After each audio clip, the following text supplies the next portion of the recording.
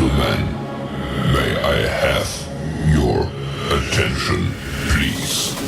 The show starts in 10, 9, 8, 7, 6, 5, 4, 3, 2, 1, go. Yeah. In your house with O'Con. Hey, O'Con in your house. Hollywood in your house. Hypocrisy's head in the clouds. Curating all kind of loud. Wrestling in front of the crowds. Paragon's holding it down. Anybody can get it. Josh Joseph standing on his decisions. He is the voice. There is no choice. We is them boys in your house making wrestling noise. Moving fast just like cruiserweight action. In your house is the perfect distraction. Bumpers in your ears when you in traction. Get this work with some wrestling action. Smoke.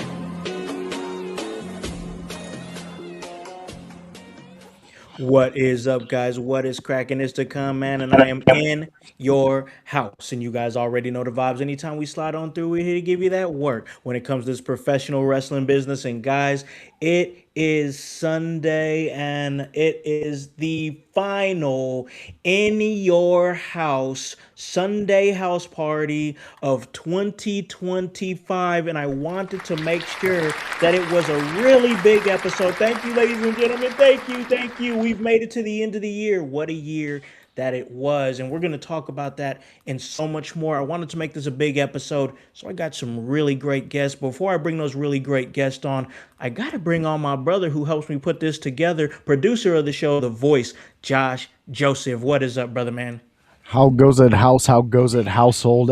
Chaos Goblin or two, you're welcome. The invitation's for you, and we're so glad you're here. You know what, household? It's been a year of wrestling through all promotions, whether you are in the big leagues or you're in the indie leagues. It doesn't matter, because wrestling is all about you, and it has been this entire year, and we cannot wait to fucking talk about the amazing shit that's happened this year. Oh man, what a great year that it's been, Voice, in wrestling. But also, man, like what a great year it's been for us. Like let's talk about it for a second, bro. Like a lot of awesome things have happened for In Your House this past year. It was a whole lot of fun as far as like getting together and making this even bigger than what it's been. Like honestly, in my personal opinion, I think that 2025 has been the biggest year for In Your House, with 2026 looking to be even bigger. We have the expo to look forward to.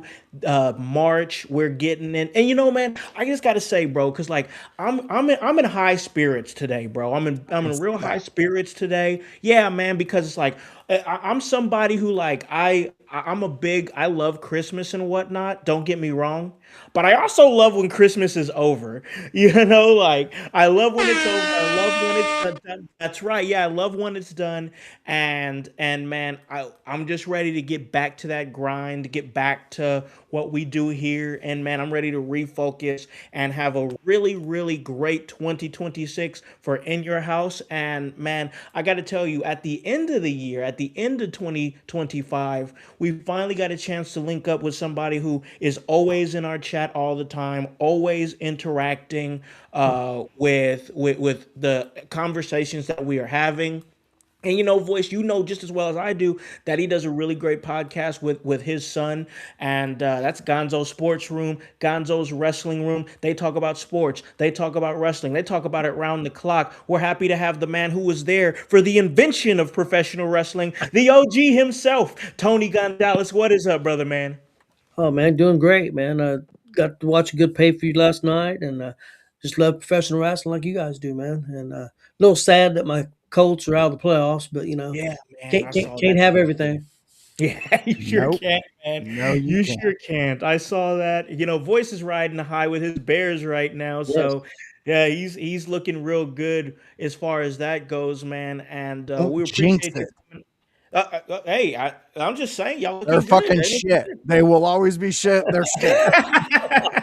If it gets them I a feel fucking it. Super Bowl, I haven't watched a single play this year, guys. Just so everybody knows, the fans know and everything. They've heard me say it, but I have legit not. I'm not even. My entire family's here from Chicago, from the in-laws. I'm not Yeah. even watching the game today, and they're all at my father-in-law's house watching it. So yeah, Hey man, you just do you feel like that you're the mojo, bro? Like if you stay away from it, you think they'll win more? I feel like something. I hope it works out. We'll discuss after if we get to raise the Super Bowl. Uh, Okay, got you, Once got you. we All get to right, raise man. that, the Lombardi, we're good. Okay. Hey man, I totally get it. We're experiencing a whole lot of heartbreak here in Indiana, and of course, my brother over here, he knows about Indiana heartbreak. It hurts, bro. I always got to bring it up, but but on the flip side of things, he is an independent professional wrestling referee. He is now the booker of New Wave Pro. They have a really amazing show that's going down this coming Saturday right there in Terre Haute, January 3rd. I'm going to be there in attendance, doing commentary and just making sure that this event is as smooth as it can go on my end. And man, it's going to be a great event. That is Aaron Greider right here on the show, returning. What is up, bro? How's it going, guys? How's it going? Great to be here. Survived the holidays. Got all kinds of goodies, and never leave it to house to ruin somebody's Sunday by bringing up despair and heartbreak, and that'd be like me walking up to Voice over there and just saying, "Hey, remember the double doink?" Yeah. Why do we have him on here? What's going on? I mean, why am I getting the backlash? Oh man, we appreciate you coming on, bro. Well, I was glad to be here. Now All right, all right. Hey, listen, let's talk some professional wrestling because we're talking about sports, heartbreak, or whatever. And I feel like that all of us together cope with those type of heartbreaks by going to another thing that we love, and that's professional wrestling. And we had a really great year in 2025.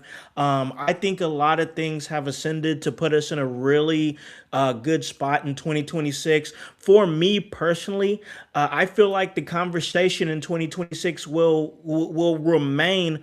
Who's the next guy? Cena's gone now. Who is going to be that next youth movement? It's that time now. Me and Voice have been talking about this for weeks here on this show, and that is what's the next. Who is next? Javon Evans, Trick Williams, Obafemi, MJF, Rhea Ripley still in that conversation being under 30, Kyle Fletcher, names like this that are big, that are making waves in professional wrestling. And it's that turnover, man, because we're in like Voice has said it many times, a mass exodus where we're losing talent such as we just lost John Cena. AJ Styles is going to be done in the next year. Samoa Joe's time is coming up. I think CM Punk's time is going to be coming up in the next 2 years or so. I think we're getting to that point. A lot of retirements that are coming down the pipeline, and I feel like that's the conversation. But we want to stay here real quick with 2025 because this episode is dedicated to some of our top moments in 2025, Voice.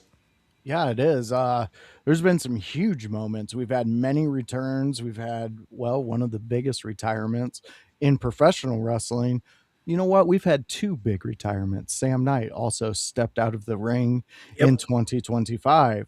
But we have new waves coming around. We have big names coming out. We have big people who want to make big impacts in this industry that we love. And you got to love that. Can we get bouncy? I'm ready to get bouncy. You know what? I'm one of those fans. Slap a title on him, make him the bounce king. I Like, don't do it give a now. shit. I don't give a shit. That's where I'm at with him because I love the energy. When I have the energy, I'm in love. I can set down Willow Nightingale. another one who brings that energy that I Oh just yeah. absolutely love in a ring from somebody putting on a show for me. So, where we are in 2025, I mean, I'm excited. I'm ready to go. I'm ready to talk about it. I think we need to get 2025 kicked off, and let's get these guests that we brought on with their big brains of wrestling talking about some fucking wrestling. Oh yeah, I love it. I love it. I love what you're thinking here. So OG, you were just on with us just about a week or so ago, and we were talking some AEW. We did our Dynamite review Great show. episode. It was a really great episode, well received and whatnot. But I gotta ask you, man. 2025, big year in wrestling for many promotions. What was some of your, or at least one of your, we can go around the table here. What was one of your bigger moments in 2025? And not anything numerical, like we're not putting it in any sort of order here, but like what stood out for you in 2025 that you're thinking of right now? I tell you what really stood out to me was Cena's last match, Okay. and the whole show, the Saturday Yeah. night's main event, Yeah. and how it highlighted Obafemi and Javon Yep. Evans, Leon Slater, Sal Ruka, Joe Henry. That really that's one of the best Saturday night's main events I think there's ever been. In my opinion. I mean, I agree. I thought it was very good, and I thought it accomplished what they wanted to accomplish, getting the young guys over, and making Gunther maybe the biggest heel in wrestling. I fucking love it. So Yeah. that was the thing that stood out to me. No, it was a great. I agree with you, Tony. I think it was especially what we were reintroduced with Saturday Night Main Event. It wasn't what we remembered from our childhood. Maybe it's that moment where we're smaller than the moment and it just appears bigger back then, and now we're dissecting it like we do. But the last one they just had, fucking fantastic. They did everything perfect. I talked about the rub from Cena so much, and all the names that you said exactly got that rub. And that was perfect. I agree with you, Tony. That was one of the biggest moments in wrestling this year. I I think I agree with that as well. I mean, and look at the proof is in the pudding right now because pretty much every name, every young name that was on that card are now looking at possibly getting called up to the main roster, which we called for on this show. That if you're going to do that, if you're going to put them in that spotlight, just call them up. Just do Bring that. them up. Aaron, do you have any thoughts on the final Saturday Night's main event of 2025 before we get to one of your favorite moments? My two biggest takeaways. Number one, Sol Ruka is a made woman.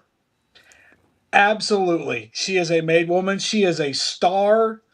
When she first came in, she's always been naturally athletic. But the soul to me, the Soul Snatcher might be my favorite finisher in wrestling at the moment. It's I fantastic. I love that move. I think it's fantastic. And I think Bailey put her over like $1 million. Yep. And it honestly didn't matter if Soul went over or not. She was made before the finish. Yeah. But I think she is an absolute star. I said, 2 years ago, about this time, I was on this podcast and I said Tiffany Stratton was going to be in the main event of WrestleMania or in a title picture for WrestleMania within 2 years, and she was. Yep. I'm going to say the same thing about Sol Ruka. Within 2 years, will be in the title picture. She will be a main. She's got so much personality, so much spunk. Yeah. And the second thing was the way that Gunther and Cena ended. If you have followed Cena's career, like a lot of us have, I've followed his entire career. Honestly, there was no other way for him to go out. Mm-hmm. And the smile on his face, knowing that the business was in great hands, and he did that time honored tradition, leave the business better than what you found it. And he absolutely did that. And we can go ahead now. We can go ahead and stop right now with who the next Cena is going to be. There is no next Cena. No, no, There, no. there, there is no next Cena, but there is a next guy. There is a Yeah. next few. There are a few. Obafemi is one that you've already talked about. I think Braun Breaker, without a doubt, Oh yeah. to shoot him to the moon. And once he gets healthy and stays healthy, Jacob Fatu. I Yeah. think those are your three that really, and they're three very distinct personalities. Yep. And then on the women's side, obviously Rhea, Sol Ruka, Tiffany's going to be around for a while. Yeah. I mean, they're in good hands with the women's division. So yeah, I loved Saturday night's main event. They had the nostalgia with a new twist, and Yep. that's what. And that entryway, what that they did with the long entryway and the side, like it was phenomenal. I loved it, absolutely loved it.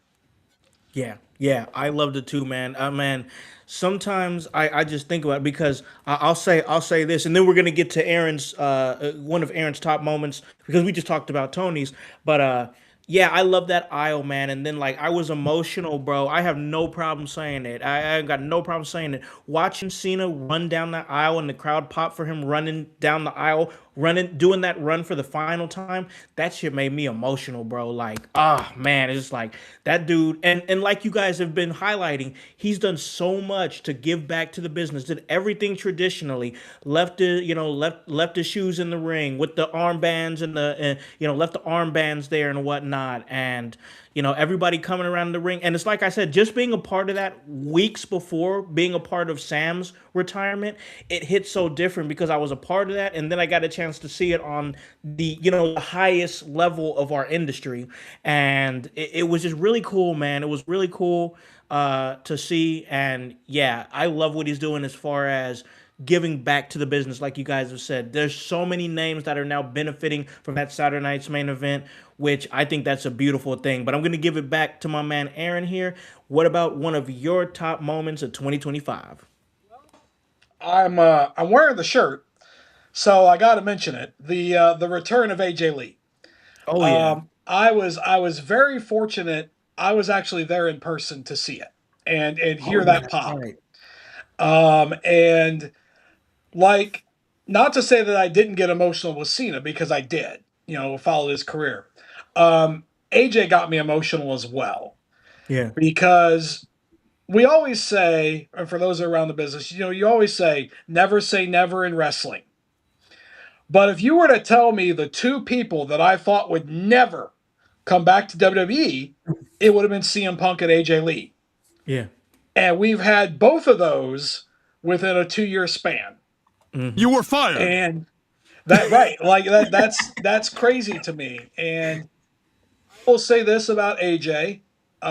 She has never been, nor will she ever be, someone to go out there and give you a 5-star match. Never going to Right. happen. That's not her work. That's not her gimmick. That's not what she's ever done.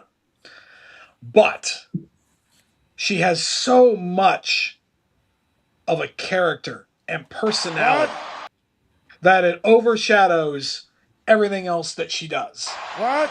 The, the moves don't matter. I say this all the time. I say this to everybody. Moves don't matter. They Yep. don't. It's the They story don't. that you tell with those moves.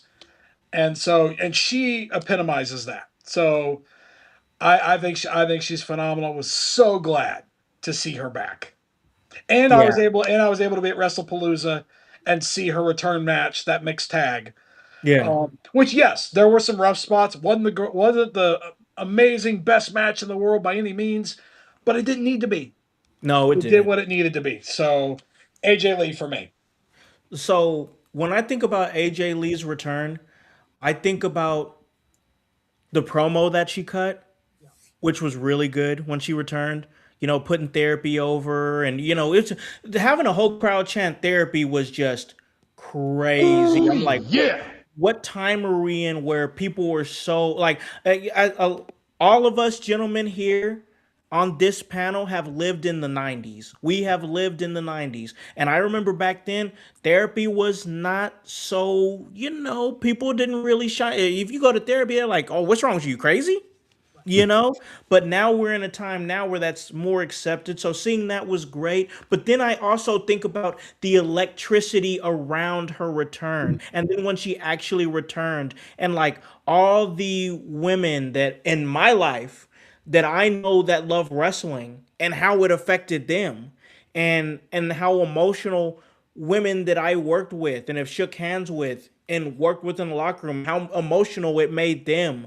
It was the impact that was so important that she carried, because you all lived in the time when AJ Lee was great, when she was doing her best work, and she was doing her best work trying to change a division that was suffering. It was a suffer. It was post sexualizing women, and they weren't really set up for women's wrestling. They didn't know what to do because women's wrestling was never a thing. And then you have AJ Lee here that's like, I'm going to tell the stories. And yes, he was not going to give you a 5-star match, but I'll say this, in 2013 or whatever, her matches could have passed as 5-star in a women's match at that time.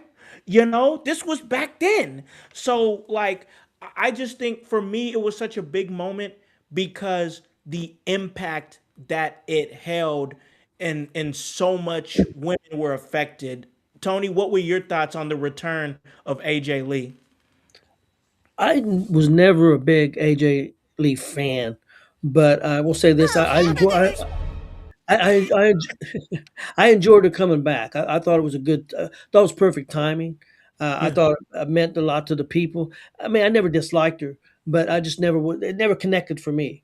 Uh, sure. but but That's hey, that's fair. fine. I mean, it connected with somebody. So that's all that matters.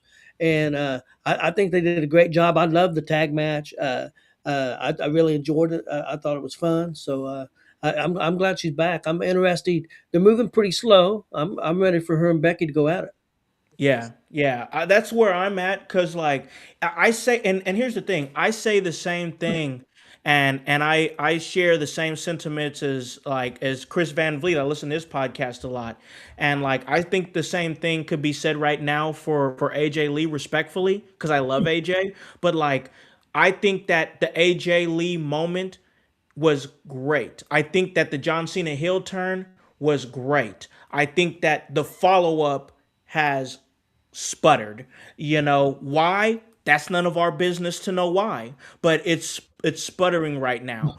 But hopefully, once whatever it is, and we can get her, because the issue is that AJ Lee hasn't been available like that. I think she's only done like a handful of shows since her return. But if that changes and we can see her in the ring more telling stories, which is what she does best, I think we can finally get to her and Becky, and where we can go next from there. Voice, we're going to get to one of your top moments here in about a second. But before we do, I want to ask you, what were your thoughts on the return of AJ Lee?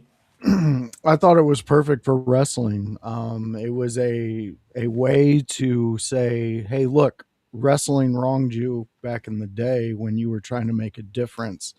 Let's bring you back in the fold and see what the fuck you were about." And Yep, that's I love to that. have everybody chanting the words back to her, to have everybody buying into what she's selling. It's phenomenal for her.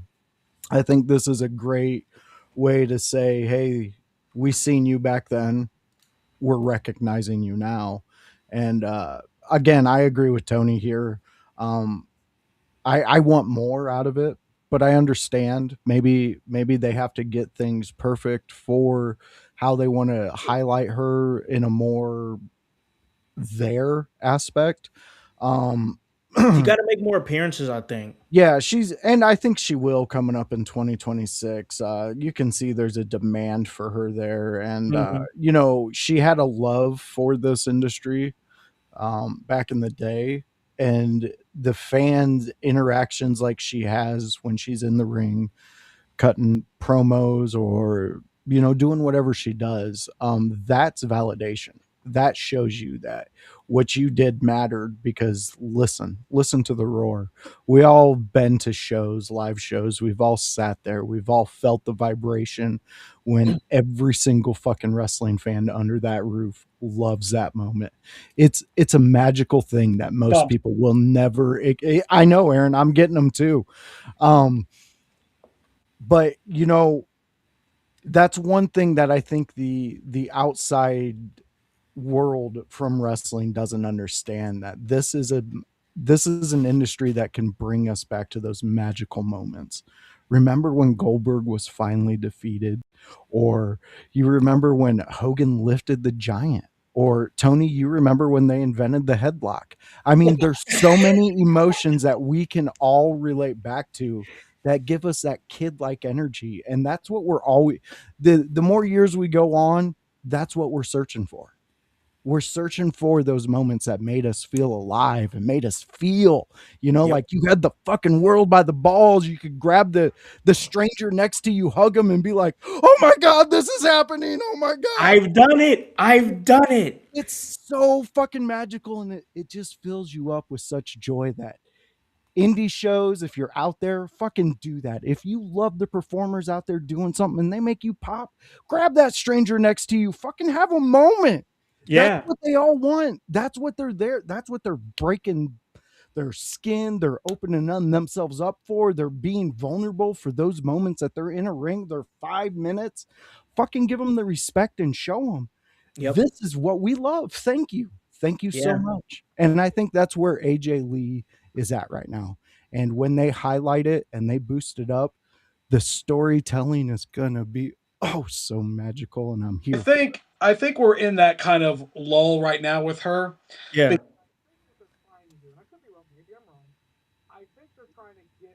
Becky to Mania is what I think they're trying to do. Oh, okay. And I could be wrong. I could be wrong, but I know she's really. So if she's in the Rumble, I think that's probably the next step in that story. And that's my guess. I don't know. I don't work there. Just guessing like everybody else. But if I had to make a guess, they're trying to get that story to Mania is why they're kind of stretching it out. Could be wrong, but that's my guess. That makes the most sense for her Mania moment this year would be her and Becky. No, that makes sense. Oh, I did. You know what? I didn't even think about it like that. Why they would stagger it off on purpose? Have her return. But her and Becky have such a baked in story right now because of she's the reason why Becky is the reason why AJ came back. Then AJ made sure to cost Becky the Women's Intercontinental Championship, which I thought was a great pivot to be able to see Maxine Dupree and actually let they did a great job of building up the women's IC title, but at the end of the day, it truly is a mid-card title, and mid-carders should be competing for it. So I think they did a great pivot of elevating it, then putting it on somebody who deserved it, and now they can let that be that. But I do think there might be a benefit of maybe AJ maybe having a little sub feud leading up to WrestleMania with somebody, just a little sub feud, just a little something, and then maybe Becky give it back to her and be the reason why she loses this feud, and then you could boom jump right back into it leading up to Mania. Well, I think like we've talked about with the Cena rub, there's an AJ Lee rub in the women's. Like, I mean, come on, who wouldn't? A young and up and comer. I mean, imagine. Just follow me on this one. Imagine we tune into a SmackDown one night and we see Lash Legend versus AJ Lee. Ooh, shut your mouth.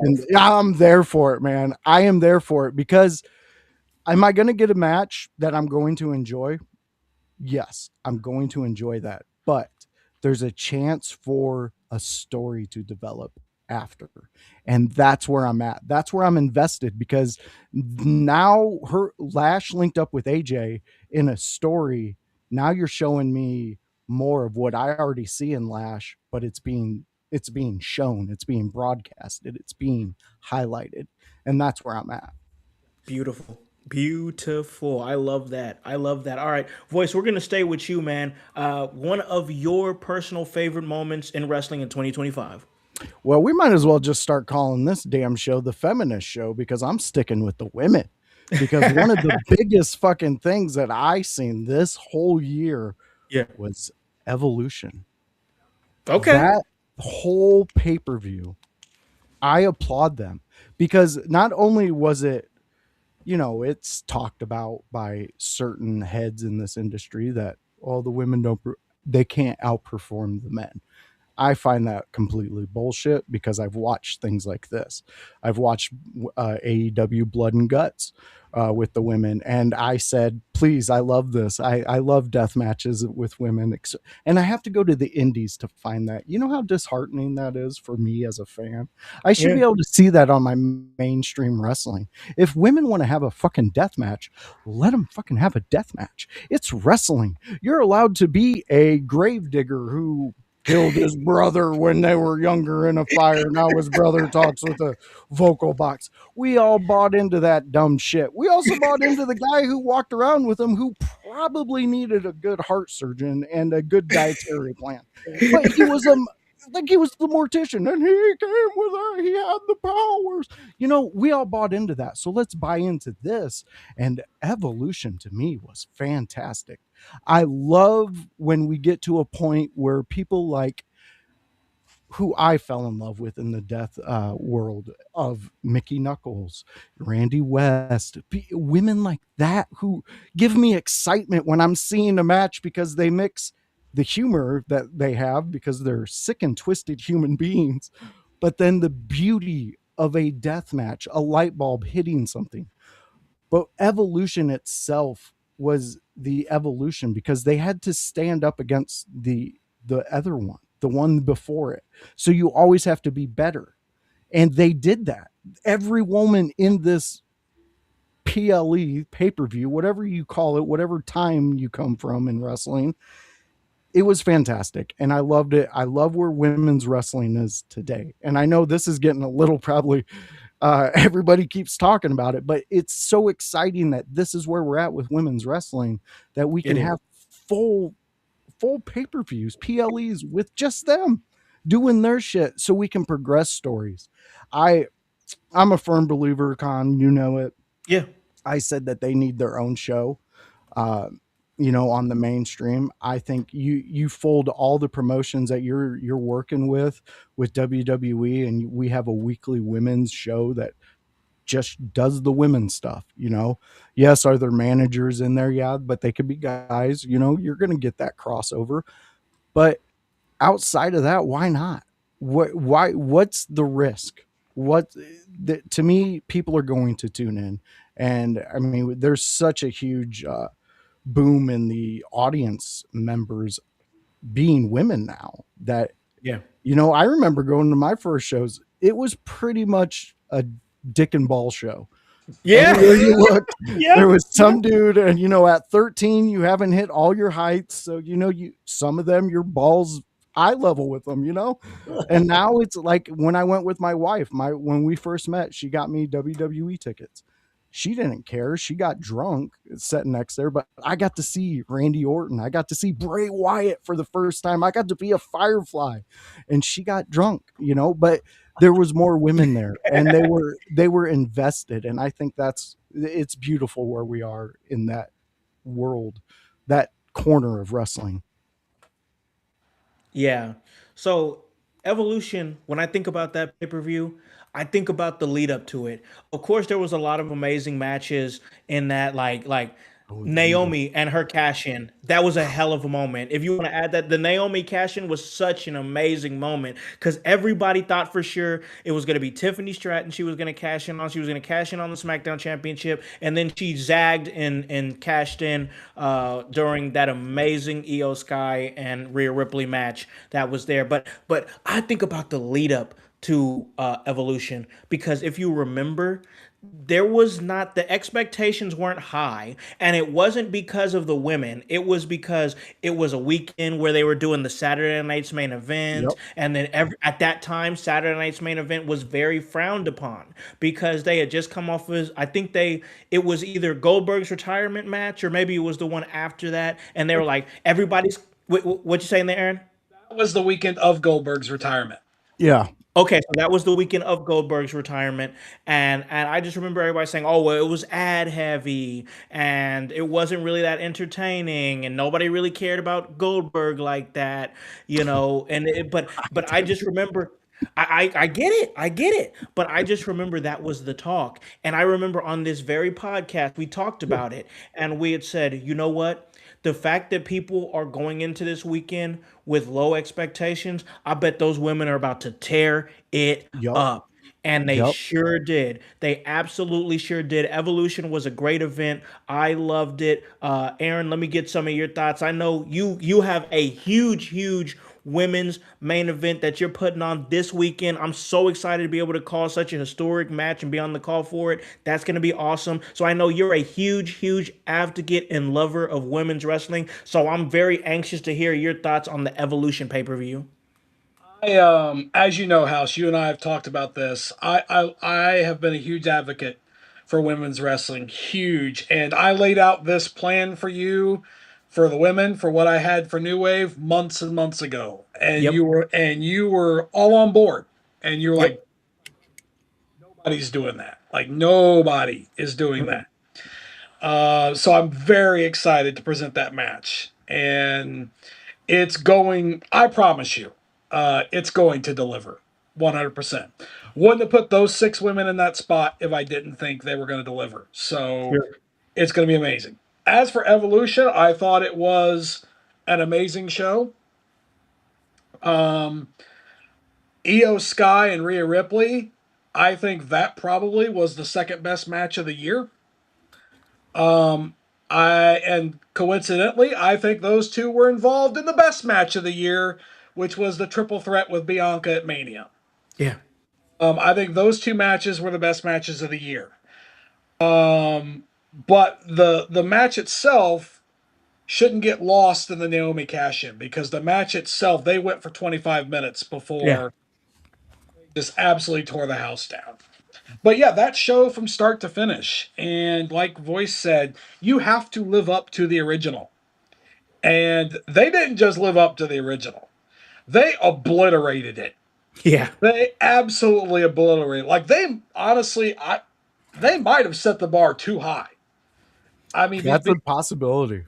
because if you want to talk about perfect shows, it's hard to find a perfect wrestling show.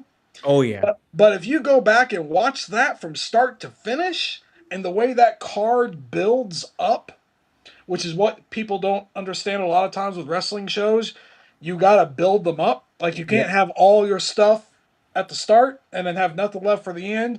Coincidentally, you can't have all your stuff at the end and have all your bad stuff at the start, because by then people have lost interest and they've turned their TVs off by then. So you got to keep them invested the whole way.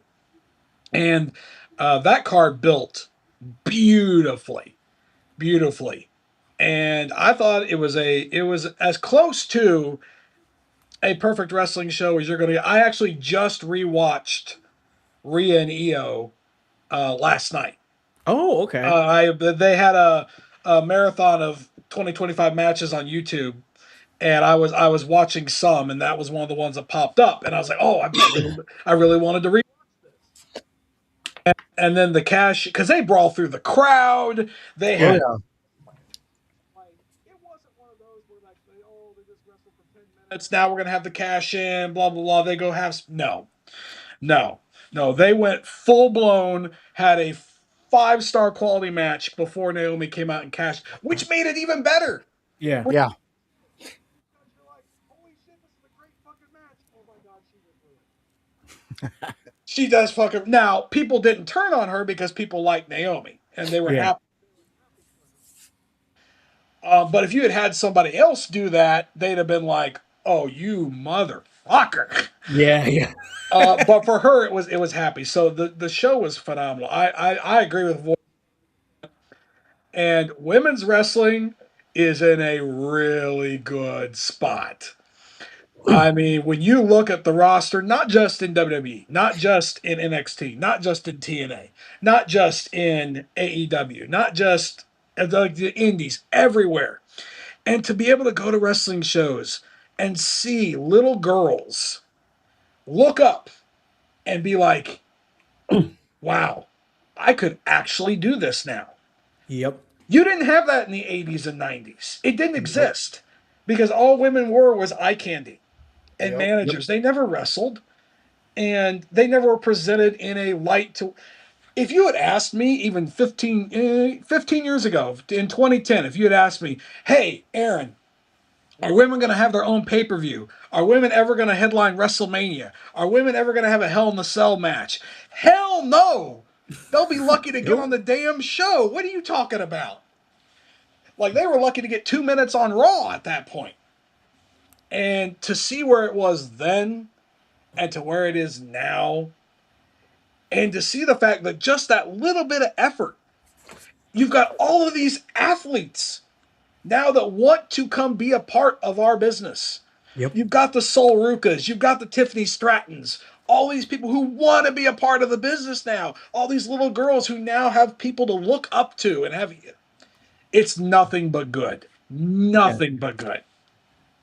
And one last thing, if you're a male in the business and you're intimidated by the women and some of the things that they do, you probably should be, and you probably need to work a little bit harder because they're coming for you. They're gonna take their spots, and it's not because they're women. It's not because they look great, and granted, a lot of them look phenomenal, but it's because they have personality and they can freaking work. Yep. And they put butts in seats. People will pay to see good, as I've told House before, good women's wrestling. People will pay to see it if it's done right. Facts. 100. Not a lie was just told, and at all. Not a lie. I totally agree, man. I totally agree. I don't know what else to say, so I'm gonna pivot over to OG Tony. Your thoughts on the Evolution pay per view? It was the pay per view of the year for me. I thought it was the best pay per view of the year. I really did. I loved it. And the other thing that weekend, a lot of people forget. AEW had maybe their best pay per view that weekend, that Saturday. Oh, Texas All In. I think it may have been All In. I forget which one it was. I think it was, but after Sunday was over, people weren't talking about All In. They was talking about Evolution. Yeah. And I'm not trying to put down AEW because that was a great show, but WWE and the women outdid them on that show. I listened to Busted Open the next morning, and they led with Evolution. They did lead with All In because that's what everybody was talking about. And the other thing about women also is that, like Triple H said on a show, I forget what the name of the show, the documentary that they did on Netflix, that women get it so much quicker than men. So they bring in these women, and for every one guy that gets it, 5 women get it. Yeah. He said the women just get it. It's harder for guys to learn what the business is compared to women. He said women are getting it a lot faster. He said that's why NXT is stacked with women and not near as many men. You know what? You say that, Tony, and I totally agree with you through what you brought through what Triple H was saying. But as you're saying it, I'm sitting here and thinking, in the men's world, heavyweight, cruiserweight, lightweight, middle, whatever, there's a basic feature. Like, you have to have these few things to be that. So you have to fit a mold. Yeah. With the women's, we don't know what the mold is. It's true. Wow. And we're sitting here, and that allows the next 5 to the 1 male, that allows those women so many more advantages because now they have that freedom to, okay, I'm going to show what my division can do. You can be this in this division. You can do this. The men are, since it's been around longer, and they have basically, made a wall around wrestling for women for so long. You can only be a manager. You can only be in a bikini. You can only be hot and be in this industry. But now it's open. The walls are down. I have ADHD thoughts all the time. I'm sorry, but to me, it sounded good. No, I get what you're saying, but it has changed a little bit for the men with Vince being gone, because Vince had strict. You had to be 6'2", 220, or he didn't even want to look at you. If you wasn't 6'2" and at least 220 pounds, he wasn't going to look at you. So Triple H don't have quite those. That narrative. If you got something, you got something, and they'll try to find a way to work with it. So yeah, I think Vince being gone, that's definitely one of the positives. There's negatives, but people are not going to believe this. There's some negatives for Vince being gone. I mean, there's a lot of positives too. One of the negatives is that I don't know if the ticket prices would be as high right now because Vince tried to keep it family friendly. Yeah. Yeah. Yeah. There's a lot of reports that TKO's come in and kind of like UFC defied some of like as far as like the seating and everything like that. So that's one big thing. But honestly, as a whole, I just really feel like that this 2025 has been such a big year for wrestling. I mean, a lot of different things that's been going on, and for me personally, like this one's a little obvious because there's a couple of different things that come to mind. So once we get to that point, we'll kind of spitball some of the more obvious ones. But for me, it was personally the shift in the presentation of the United States Championship. I know that seems so small in a way, but think about it like this: you think about Sami Zayn and the United States Championship run that he had, the match that he had with John Cena, that pivoted everything, that kind of made him more in the mindset of, hey, let's do this open challenge, and then he stays with the open challenge. The open challenge is to a point where the United States Championship is getting defended weekly, and then you have somebody who returns almost out of nowhere, Ilya Dragunov. And I remember that match because I'm like, are they really going to have Dragunov lose his return match from injury so Sami Zayn could retain the championship? And when Dragunov won the championship, I was like, oh, snap. That's crazy. I can't believe that just happened. But then it was after that when he continued the weekly United States Championship Open Challenge. And even just recently, a young man who me and Voice have been championing for a year now. We've been saying for a year, this kid is going to win the United States Championship in the next year. And it happened. We just got under right before we got to 2026 Voice. We were just by this much because Carmelo Hayes ended up winning the United States Championship. And I gotta tell you, I love the presentation of that championship in this year. It's been a whole slew of moments. You could say that for me, it started at the Ilya Dragunov winning the title. That was a great moment, great match, great way to pivot things with the United States Championship. But now you have Carmelo Hayes with the championship, and I just think that the way we look at the United States Championship at the end of 2025 is a lot different than how we looked at it at the beginning of 2025. Voice, I know you're a huge fan of the United States Championship dating back to the WCW days. What are your thoughts on my pick, the presentation of the United States Championship? Yeah, I mean, I present my US belt with the names of my favorites, me and my cousins. It's all autographed, it's on display. Yeah. But this is what I love about this title. It gives you an opportunity, like you said, with the open challenge with it. It gives a sense of if you have this title, there's a sense of duty that you have to do and have this open challenge, which means more 5 minutes. If you retain that title, that's another 5 minutes the next time. So you're almost guaranteed 5 minutes every time the Yep. cameras go live. This is perfect for Carmelo. This makes people understand Mello. The ones who have still not understood the genius of this kid, you're about to understand it, and it's going to be defended with one of our favorite titles, House, the United States title. It was, for me, Raven winning it. It was DDP winning it. It was the continuation going into all the great mid cards winning it. And then we're to now where young up and comers, the next generation is getting it. And I think this is a chance for everybody to wipe the slate clean with what we thought about how to present guys with titles. We need to understand that the days of the old are gone. We're in the new era. We're in the new wave. Wink. So what we need to do is ride that wave and see what we can turn out of it. And Carmelo's going to lead it.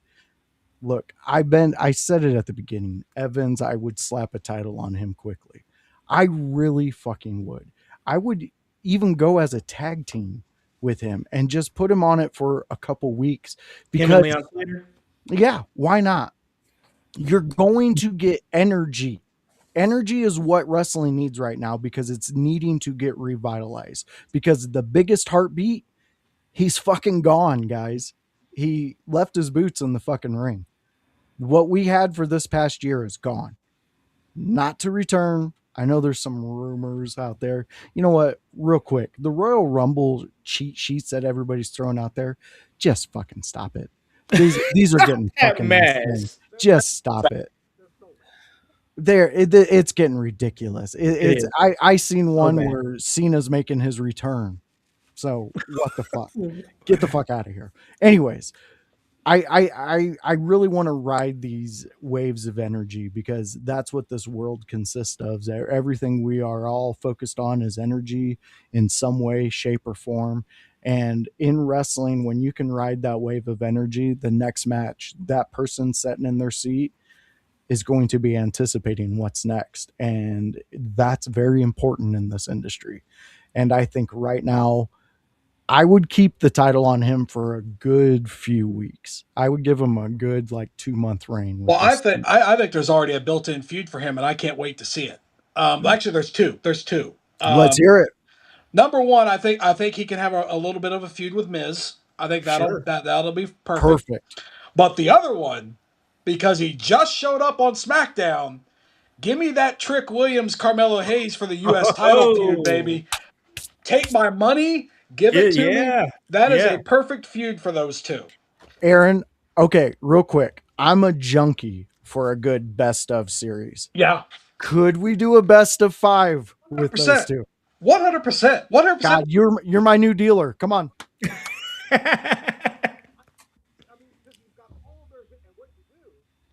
Way to do it. You put a video package together of all their NXT history. Yep, all their moments. Do a full video package of it in case people on SmackDown aren't aware, because there are people who don't watch NXT. Yep. Put all of that together in a video package. We got Mello, Trick, feud. It's built in. It is easy money. It is easy money. And yeah, I do think Mello can have the title for a little bit. That's perfectly. It's a great fit for him. But Miz, absolutely, and then Trick Williams. I think both of those are just money. I like it. Yeah, me too. OG, let's have you jump in on this, man. Your thoughts on the presentation of the US title in 2025. Yeah, it's been fantastic. I really enjoyed it. Dragunov is probably my favorite right now. Just the energy that I love him. He just brings that energy. And same thing with Javon. They got some guys coming in that's bringing some energy to the programs that's definitely needed. I just wish they would do that with the women's title on U.S. title on SmackDown. They need. Don't get me wrong. I love Chelsea Green, but I think if they would put the belt on somebody and elevate it, kind of like you said they did with the Intercontinental Championship with Becky having it, I think they need to have somebody elevate that women's title, U.S. title, and then maybe put it back on Chelsea or put it on somebody. Hey, that's a great point, Tony. Yeah, because that belt is it's floundering right now. Well, and I think she did what she could with the comedic type energy with it, and that's great. But we can, like you said, Tony, we can give it to somebody else who can give it that energy, and then maybe she can get it back, and then we see the evolution of Chelsea Green. I would, you want to talk about strapping a rocket to somebody? I'd give it to Sol Ruka. Yeah, I'd have Sol Ruka come up to SmackDown and take it from Chelsea, 100%. Right out the gate, huh? Let's go. The gate. I mean, she just beat Bayley. Yep. She's got the Why didn't credibility. she beat Chelsea? It's not that far off. And plus, Chelsea can complain because it's good. You do it as a. And she pisses Nick Aldis off, so Aldis is like, "Hey, you're going to defend your title tonight." Well, against who? You'll find out when you get out there. Sol Ruka, they have a little bit. Boom, Soul Snatcher, 1, 2, 3, done. Well, they just had that match on NXT this past week, and Chelsea beat her with some shenanigans, but which is so they already got a little bit of history. Yeah, definitely. Right. It's built in though. And I like where Aaron's brain is because he's continuing the story. It just doesn't stop with one moment. It's a moment that catches you and now you're reeling in that fish and we're gonna fucking take a We got to picture. keep going. Yeah. We got to get that fish in the boat. Yeah, I fucking love where our guests' minds at. Chelsea is at her best is when she's complaining. Yeah. Very true. And that is her, like, her wheelhouse. Like, it's cool to see her kind of on top right now with the US, and then with her and Ethan. I love Yeah. the stuff with her and Ethan Page. It's good stuff. But it does have a shelf life Yep. because her character is a complainer. And Yep. right now she doesn't have a lot to complain about. Yeah, she's on top. Yeah, she's on top. So why are you going to complain? So now you got to give her things to just complain about and bitch about and moan about. And I think that would be a start in that direction. Perfect Agreed. analysis. Yep. Yeah. Yeah, I agree. I like that. I like that a lot for sure. All right, guys, let's run over some of the bigger moments that we did not talk about, and we because we have to talk about those moments. Little And rapid fire. yeah, rapid fire. We'll keep it tight before we go to commercial break and talk. When we come back from break, we're going to talk some AEW and everything that happened this past weekend. But let's go ahead and rapid fire this thing. Let's talk about John Cena's heel turn at the Elimination Chamber. I loved the heel turn. The stuff that happened past it, it is what it is. We all know with Travis Scott and The Rock and their schedule and everything that happened. Travis Scott, like, listen, The Rock, for me, The Rock gets a pass because he's The Rock. He's giving back to the business, yada, yada, yada. Travis Scott gets no pass from me. Harry Potter wannabes. You get no pass from me, Travis Scott. You know how many people would be just so excited to be in the ring with The Rock, with John Cena, being a part of one of the biggest heel turns in the history of professional wrestling, and you fumbled it, bro. Travis Scott, I didn't listen to your music before, but I'm definitely not now. But but listen, the heel turn, it was an amazing moment. It definitely, because it was one of those things where you're like, in the mind, we already knew that in Money in the Bank 2024, we knew John Cena was going to go on the retirement tour. And there were some things people speculated how this could go. But if you said that, oh, well, he's going to turn heel. No, he's not going to turn heel. Why would he turn heel on his last year? That doesn't even make sense. There's not even enough time to tell that story. They did it. They tried it. And, you could talk about whatever you want about John Cena's heel turn. We could all talk about the good, the bad, and the ugly. But I will say that during John Cena's heel turn and his entire retirement tour, that he took chances, man. And I appreciate that. Voice, your thoughts on the heel turn and everything that happened past? Yeah, I was honestly one of those people who just really wished during Cena's career there was a heel moment, a longevity, because I love I love a good heel, and I think I said if he does a heel turn in his last one, I will be there, and he made me a fan with his heel turn, and look, I get it. There were some fumblings, but if there was really good writing and some really good cast members, you would honestly just be Well, it's just factually inaccurate on so many different levels. I don't understand why you wrote it like that. good. Because if you get the right people behind John Cena, we've seen in this last year, he makes anybody a fan. And I fucking hated that dude. Yeah, there was so many times I seen my cousin walk in with his Cena shirt. You can't see me. Boot to the chest. I just seen you, bitch. Yeah. I think I liked the heel turn. I did. It was great. It was great. It was unexpected. Anybody who said they expected it is a fucking liar. I don't care what they say. Nobody saw it. Nobody saw it coming. And I'm gonna call you a liar. I'm gonna say you're a liar. You can say no. I knew it was coming. I could see it coming from a mile away. Good for you. Here's a cookie. Leave me alone. You didn't see it coming.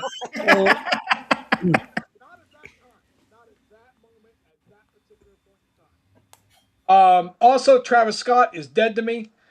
He ruined. Yeah. He ruined the WrestleMania main event. Ruined it.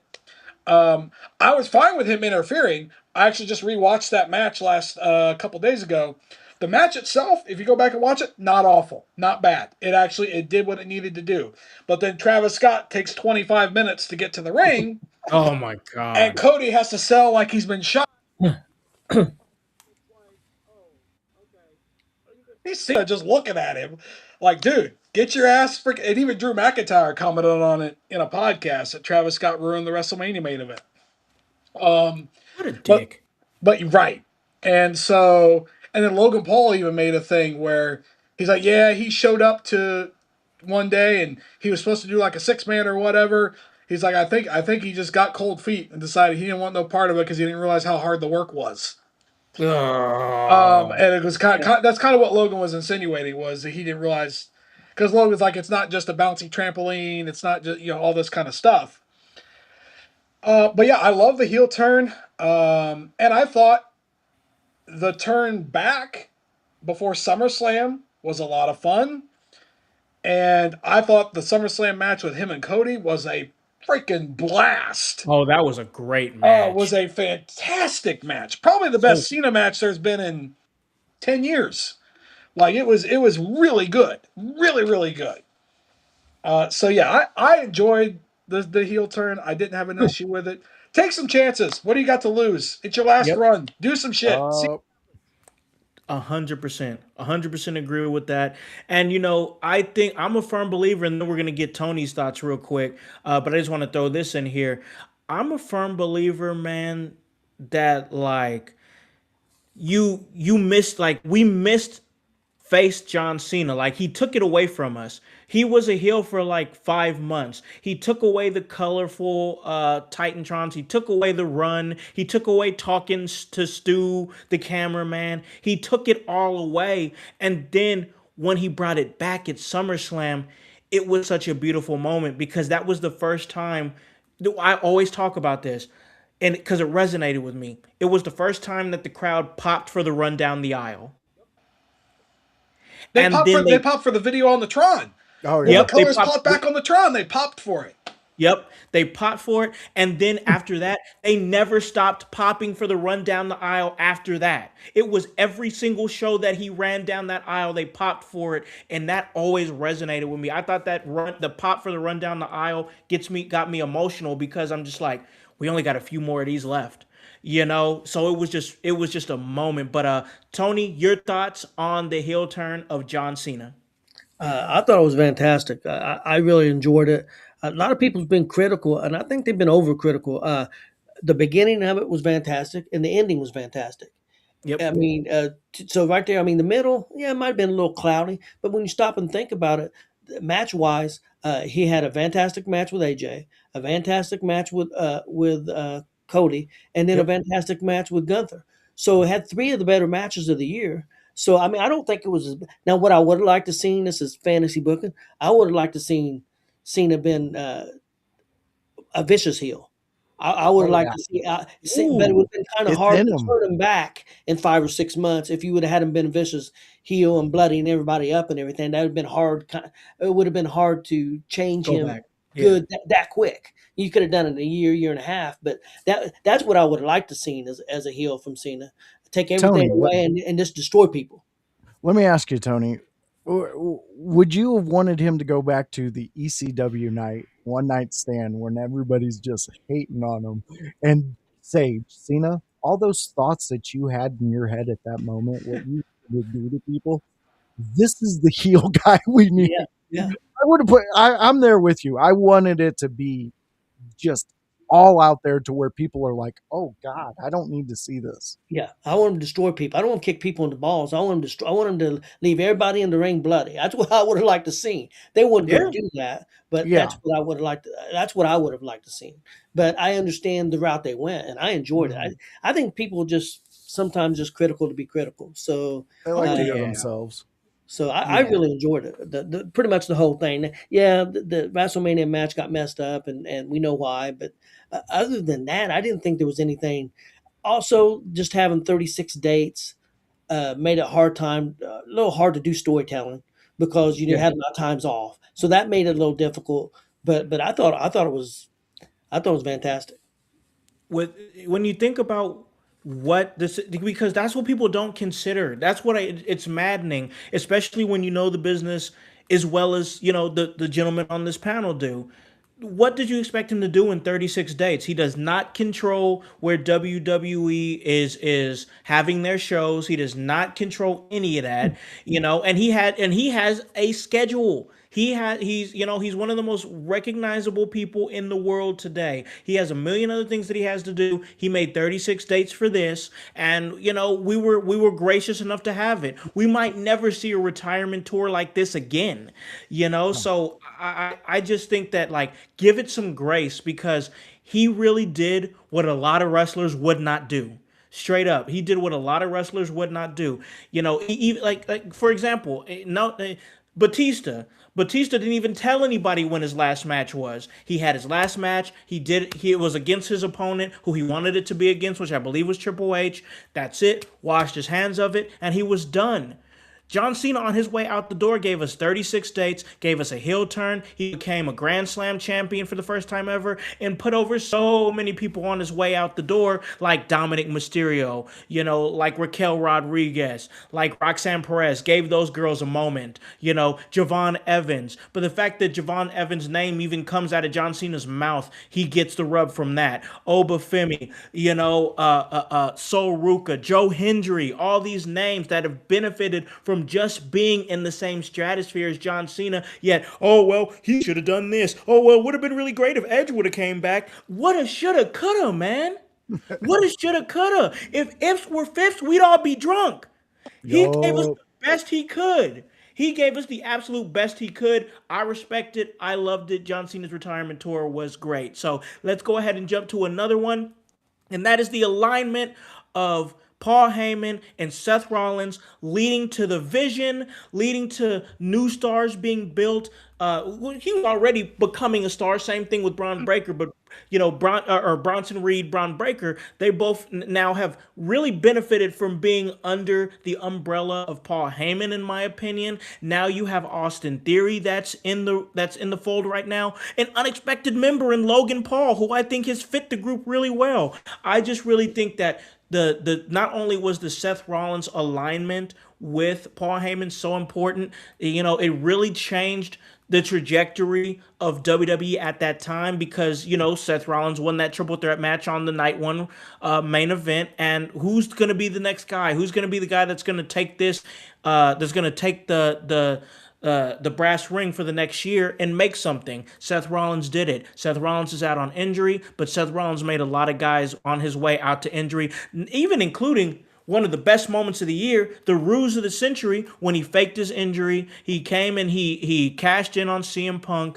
It was really a great moment for me, because it's like we're living in the day and age where kayfabe is like, we're still kind of fooling around with what kayfabe is right now in 2025. But I really think that Seth Rollins did a really, really good job of blurring those lines, taking pictures, walking with his daughter on crutches and whatnot. Then the crutches go away at SummerSlam. He goes and cashes in. I think he did a great job of blurring those lines. I think that a lot of that is because of the alignment with Paul Heyman. I think that was one of the great moments of the year. Voice, your thoughts on that moment? I love Seth and I love Paul. And when you combine them together, I'm a glutton.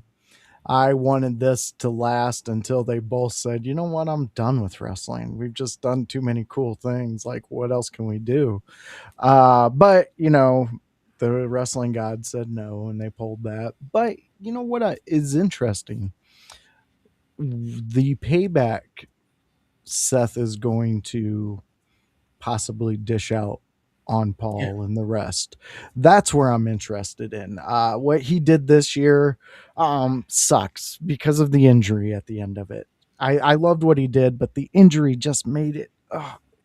It made it taste like a sour cake. You ever had sour cake? It's Yeah. disgusting. Yeah, you go, ugh. What? Don't you know how to cook? What's going on here? So I'm looking forward to the retaliation, what's going to happen in there. I will say this, though. If Paul Heyman touches anything that you're around or working with, you got gold, Jerry. You got gold. I love that guy. You know Yeah. how much I love Heyman, how much I've studied him over the years. I really enjoy his work. OG, your thoughts on the alignment of Paul Heyman and Seth Rollins and everything that has built from that relationship? I loved it. I thought the match was great. I thought the turn was great. My only I would have loved to see what would have happened. You know, we Sure. kind of missed because we didn't get it. But I thought the pivot was pretty good. I mean, again, who would have thought Logan Paul was going to come in? Yep. And I think that was definitely a pivot. I don't think that was planned. So I think he's fit in well. I'm excited to see what happens with Theory. I got a theory on that. I think Theory is with Seth. I don't Ooh, think okay, I've heard that. Yeah. I think Theory is going to be playing him. That's just my opinion, but I'm excited. I think Braun Breaker is going to be a champion. Some people think it's going to be the Royal Rumble. I think he's going to get it on January 6th. I think Breaker's going to beat Punk on January 6th I heard that too. or 5th or whatever that date is for Netflix, that special. Yeah. That's what I think is going to happen. But and you look at Bronson Reed. He's one of the very few guys that beat Roman Reigns in the last 4 or 5 years. I Hmm. mean, not very many people's pinned him, but Bronson Reed did. So I think they're making guys. I mean, I'm enjoying what's going on. I think they're doing a great job. Yeah, I've enjoyed what has blossomed from the alignment of those two men. Aaron, go ahead and jump in on this. Give me some of your thoughts on the alignment of Paul Heyman, Seth Rollins, and everything that's fell from that. You know, Bronson Reed's always been one of my favorites, so Yeah. it's good to see him get that push. I have also an interesting theory on the retaliation of when Seth comes back. Um, and I'm kind of on board with the whole theory might be a plant. Yeah. But I also think there might be a third involved in that. Okay. Um, what if what if we have Seth, Theory, and Roman Reigns? Get the fuck out. Whoa. That's gonna be What? insane. What I mean, because Roman obviously has beef. Yep. Seth True. has beef. Now they have always said, we've got beef, we've got our beefs, or whatever. But maybe just this once, they put that beef aside and like, hey, we both hate Paul Heyman, we both hate Braun Breaker, we both hate Bronson Reed. We Yep. can't beat it. We can't beat them separately. Let's see if we can get the band back together one more time and see if we can beat them together. And I don't know health wise when Seth will be back, Yeah. but I mean, if you could somehow get him back in time for Mania, and you could do a tag with Seth and Roman against Bronson and Braun, that would be great. Now I've heard rumblings that there might be doing a third match with Cody and Roman. That might be the plan, I've Mm. heard that too. but it just kind of depends. But I also agree with what everybody else has said. Logan Paul is a great fit. Is an absolute great fit, and if and you because you still have people who say, "Oh, he doesn't belong in wrestling." If you think Logan Paul doesn't belong in wrestling, you don't love wrestling. Yeah, what's wrong because with you? That dude is because great. number one, Logan Paul has really good matches, good to great matches. He's a really good promo, and more than anything else, he has a quality that you can't teach. He makes you want to leave your house and pay money to go watch him get punched in the face. Yep.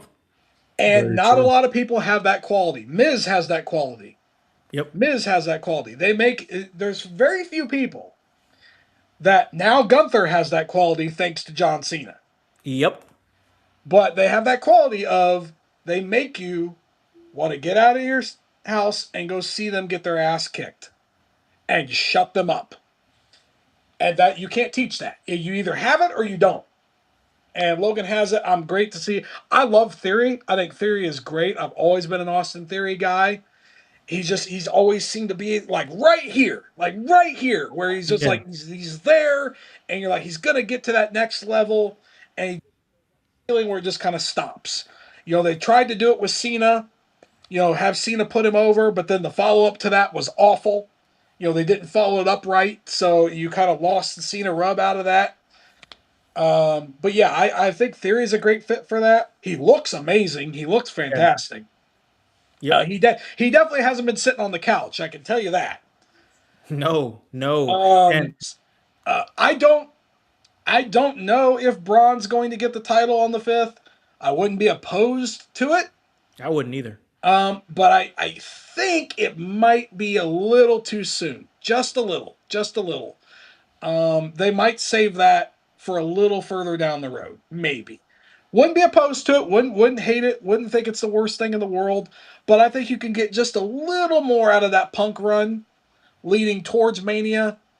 And then maybe give it to Breaker, shortly before or at Mania. Yeah. Yeah, I like it. No, I like the thoughts here. A lot of great moments from 2025 that we talked about, and man, I'm just excited for 2026 because we've really set, especially like we talked about that Saturday night's main event, John Cena's last match.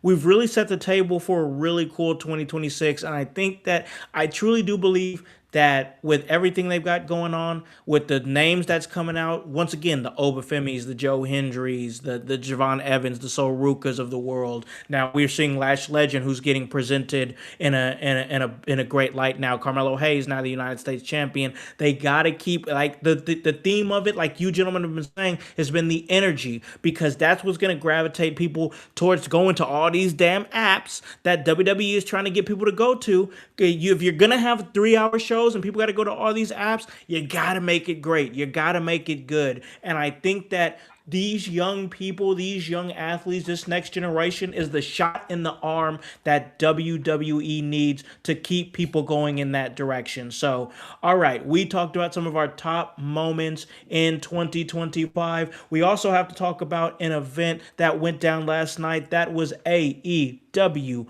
World's End. I really enjoyed the show. I sat up there and I checked it out. I watched it with my daughter. I watched it with my cats.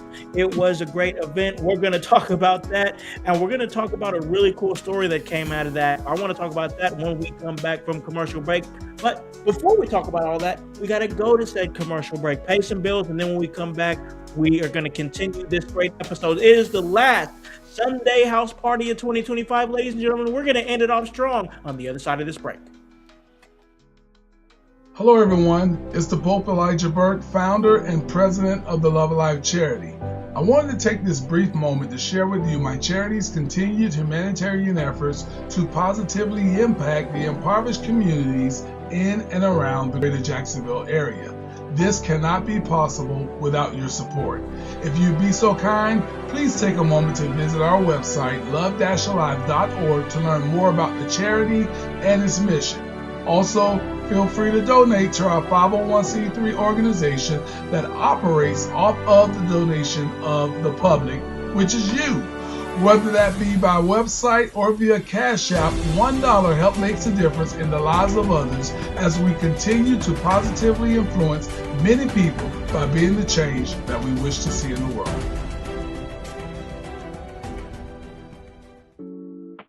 Welcome to the Brainbuster T-shirt website where your favorite podcast team in your house lives. Look at all these fantastic options you have. If you want that sweet hype, we got it. You want to be divinely designed at yours. Have you lost your voice? We have all that voice merch for you. Are you just a part of the household? We got that too. Brainbuster Tees is where our YH live.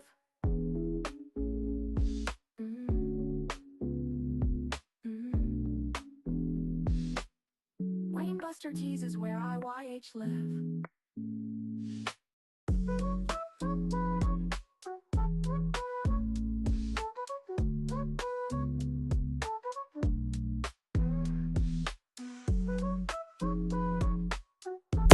In your house with O'Con.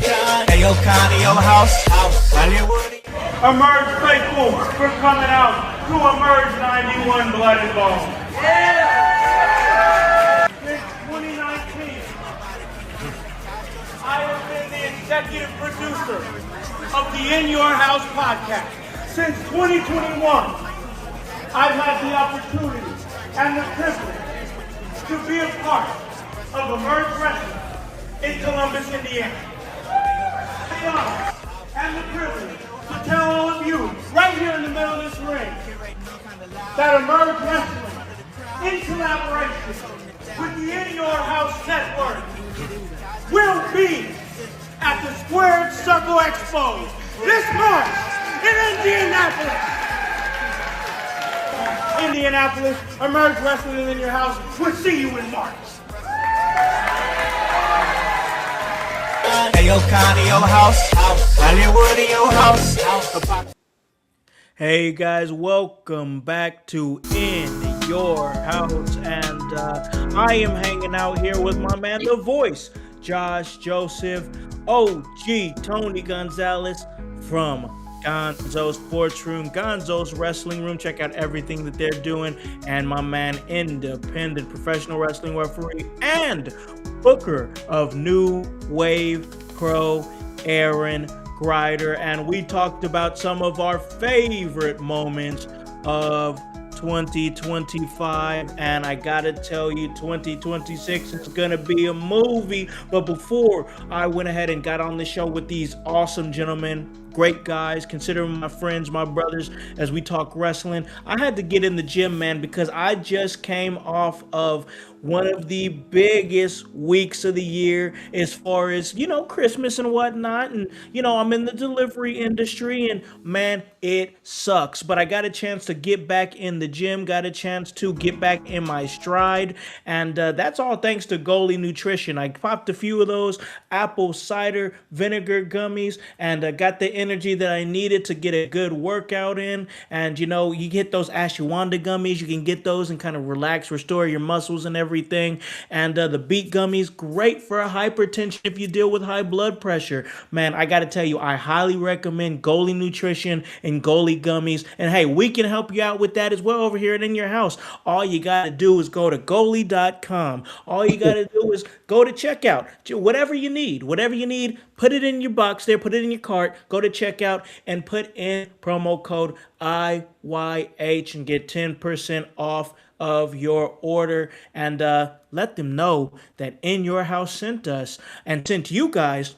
And check out everything we're doing on X. We're on Twitch. We're on YouTube. We're on Facebook Live. And then on demand, you can catch us on Apple Podcasts and Spotify. So this has already been a great episode. And like I said, I was just kind of chilling, relaxing last night and watching AEW World's End because I wanted to watch some good wrestling. And then AEW puts on really great pay-per-view quality shows when they do that. So it was a fun night. I enjoyed the night. I checked it out. I was in the group chat with Voice, Josh Joseph. We was going back and forth about it. I'm going to go to you first, man, because I know we was real close as far as watching it. I want to get some of your overall thoughts. Like, what were your thoughts as a whole on AEW World's End? Yeah, this was our first official one that we actually sat down since Blood and Guts, and we watched all the way through and made our own private conversation over. Yeah. I was impressed. I enjoyed what AEW did last night. Again, we talk about the women's division over there, and I enjoy what all of them do. The match that they presented us last night for the title, not a big fan of. Like, picture two Brock Lesnar's going after each other and just doing big move after big move to see who was the last one standing. Yeah. That's what it was, but it could have been different if maybe they went a little less longer. You gave a size difference between one of the women. But I understood what they were going for. Their story writing has become better, way better. The fact that Tony's obviously not going with the fact people don't pay attention to stories in wrestling. You were so wrong with that statement, bro. It's just silly talk. That's what brings us and keeps us. Yep. And I think he learned his lesson because they are telling stories. They had a match, the Mixed Nut Challenge. We had a lot of different thoughts on that match, dude. We did have a lot of thoughts on that, but I will say that was one of my top 3 matches of the night. I enjoyed it. It finished strong. It did. It really did. And it tied all together. So again, storytelling really brings it all together. I loved the main event. I loved the conclusion of it. Was not a fan of the Darby Allen match. I'm You going to don't give, connect to me like that, bro. yeah, I'm going to give Kid another chance outside of Darby Allen. But right now, if you are in a match with Darby Allen, you're less likely going to get my attention. I'm to the point where we can close down this sideshow. It's okay. Like, or is he going to evolve? What is the evolution of Darby Allen? Yeah. Because that's how you keep me invested. This is the same old thing. Like, didn't his brother just propose to his girlfriend and he did it while setting himself on fire and kind of burned himself? She burnt her arm during the proposal. Like, you're getting way too into being the evil Knievel Crash of the test generation. dummy. Yeah, Yeah. like come on, man. Like, but overall, I will say this was AEW. This I will give you guys an 8 out of 10 on this one. It was a That's why I'm going to rate it, because that's where it hit me. I think there's only upwards for them with me because I Yeah. like what they're presenting. I'm going to like the next one. I believe it's next Wednesday. Yeah. New Year's Yeah. Eve. New Year Smash. Yeah, the New Year's Smash. That looks interesting. They give me WCW vibes, like the way they present things, and I Yeah. like that. I mark out for shit like that, and they're doing it, so I like it.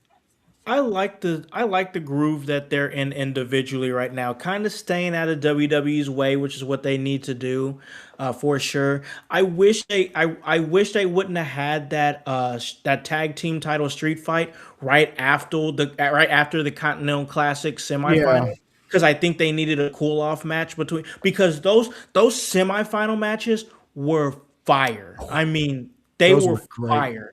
People were up for them, and I just think that you needed something to cool off. You went right to, and because by the time you got to the tag team title street fight match, the crowd wasn't as into it because they had just got up for those two semifinal matches. Yeah, So I just think you needed kind of a break between the two. I also love the fact that the Babes of Wrath, as a tag team, got a big victory over two of the most accomplished individual women in the company, with Athena and Mercedes Monet. At the same time, still telling the story of the downfall of Mercedes Monet. She cut a really good promo backstage I really enjoyed, where she was just screaming, going crazy, and then she had to remind the commentator, or the backstage correspondent, it's like, listen, you're saying I'm having a string of bad luck in 2025. I still did this and did that and did this and did that. She's just did named off a whole slew of accomplishments that she had done in 2025, while at the same time dealing with the turmoil of, she's losing titles, she's losing matches, things seem to be falling apart around her. But at the same time, you're building that women's tag team division, because that's the trend that I'm seeing in both of the companies. Women's tag team wrestling right now is hot, hot, hot. Hot, hot, hot, hot, hot right now in WWE and AEW. They are really driving home the women's tag team division. So I'm really enjoying that. But it was a good show, I believe. I personally gave it a 7.5 out of 10, just because I think there was some confusing parts in there. But I want to give it to OG Tony. I know you watch it from back to forth, from front to back as well. What were some of your overall thoughts on World's End? I thought it was a pretty good show. Nothing bad on it. I mean, nothing that I hated or anything. Uh, the match I really liked were the first two, Moxley and Fletcher, and Okada and Takashita. Them were my favorite matches. I thought I expected a little more Okada and Takashita, but I think they're going to have more matches and they'll step it up. I know Okada's got a big match coming up. He's going to, in a big retirement match. He's going to be involved in New Japan in a few weeks, Yeah. and I know Takashita's got a title defense coming up in Japan too. So I think maybe they knew that this didn't go full force in that match. They had to Um, keep themselves protected, because that they're going to be, it's like Wrestle Kingdom is like New Japan's like WrestleMania. yeah, so but I still thought it was a good match. Uh, the Moxley and Okada match I thought was pretty good. One thing I did notice on a few of the matches, especially the Moxley and Okada, the ending fell a little flat, and also Yeah. the women's match with Statlander and Hayter. I thought it was a pretty good match, but then the ending just came out of nowhere, and I thought it was kind of flat. I thought, and that's Yeah. unusual for AEW. Usually the endings aren't flat, so I don't know if things were a little off. But again, I thought it was a pretty good show. I enjoyed it. I'd give it probably about 7.5 or 7. Yeah. I couldn't give it an 8 because their last show pay per view I give an 8, and I didn't think this was as strong as their last pay per view. But it was a good show. I was entertained, and the mixed nuts match coming in, I was like, what is this horse shit? But Yeah.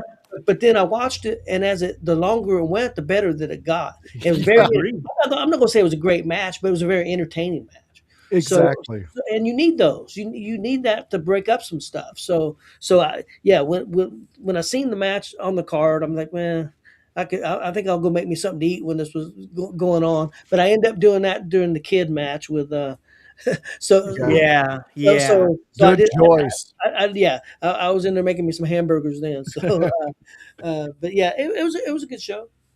Yeah, it was a pretty. I think it was a pretty decent show. Yeah, I think we're on agreement that Darby Allin Gabe Kidd match. I even said it. I think I said it in the chat voice. I was like, "This match is butt." Yeah. Like, and then they're like, "Why are you bleeding? Why are you guys bleeding?" Like, I don't even understand. Like, it's I- just like I didn't like it. I don't like unnecessary blood. You know, like it just doesn't work for me. House Aaron. Oh House. yeah, yeah, yeah. One thing, real quick, if it's okay. Please, please. One thing I am figuring out the big difference, and why I think AEW is having a hard time connecting. They put on some really good wrestling matches, but think about it. There's not. What was the big moment in that show? Nothing gave me goosebumps. Nothing really made me feel. I mean, honestly, I got more. I'm just being honest. I got more out of Carmelo Hayes winning this championship on SmackDown uh, I no, I agree than with I that. did anything on that show. I mean, I wasn't opposed to Moxley. I mean, I was surprised Moxley won. I guess Me that too. was a surprise. I thought his speech afterward was kind of strange, but Yeah, yeah, random. yeah, rambling a little bit. But I mean, I think they got to find a way to connect with the audiences. They need some moments. They need some. I mean, the wrestling's fine. I mean, I told a guy the other day. I think, and it's hard for me to say this because I'm a WWE lifer.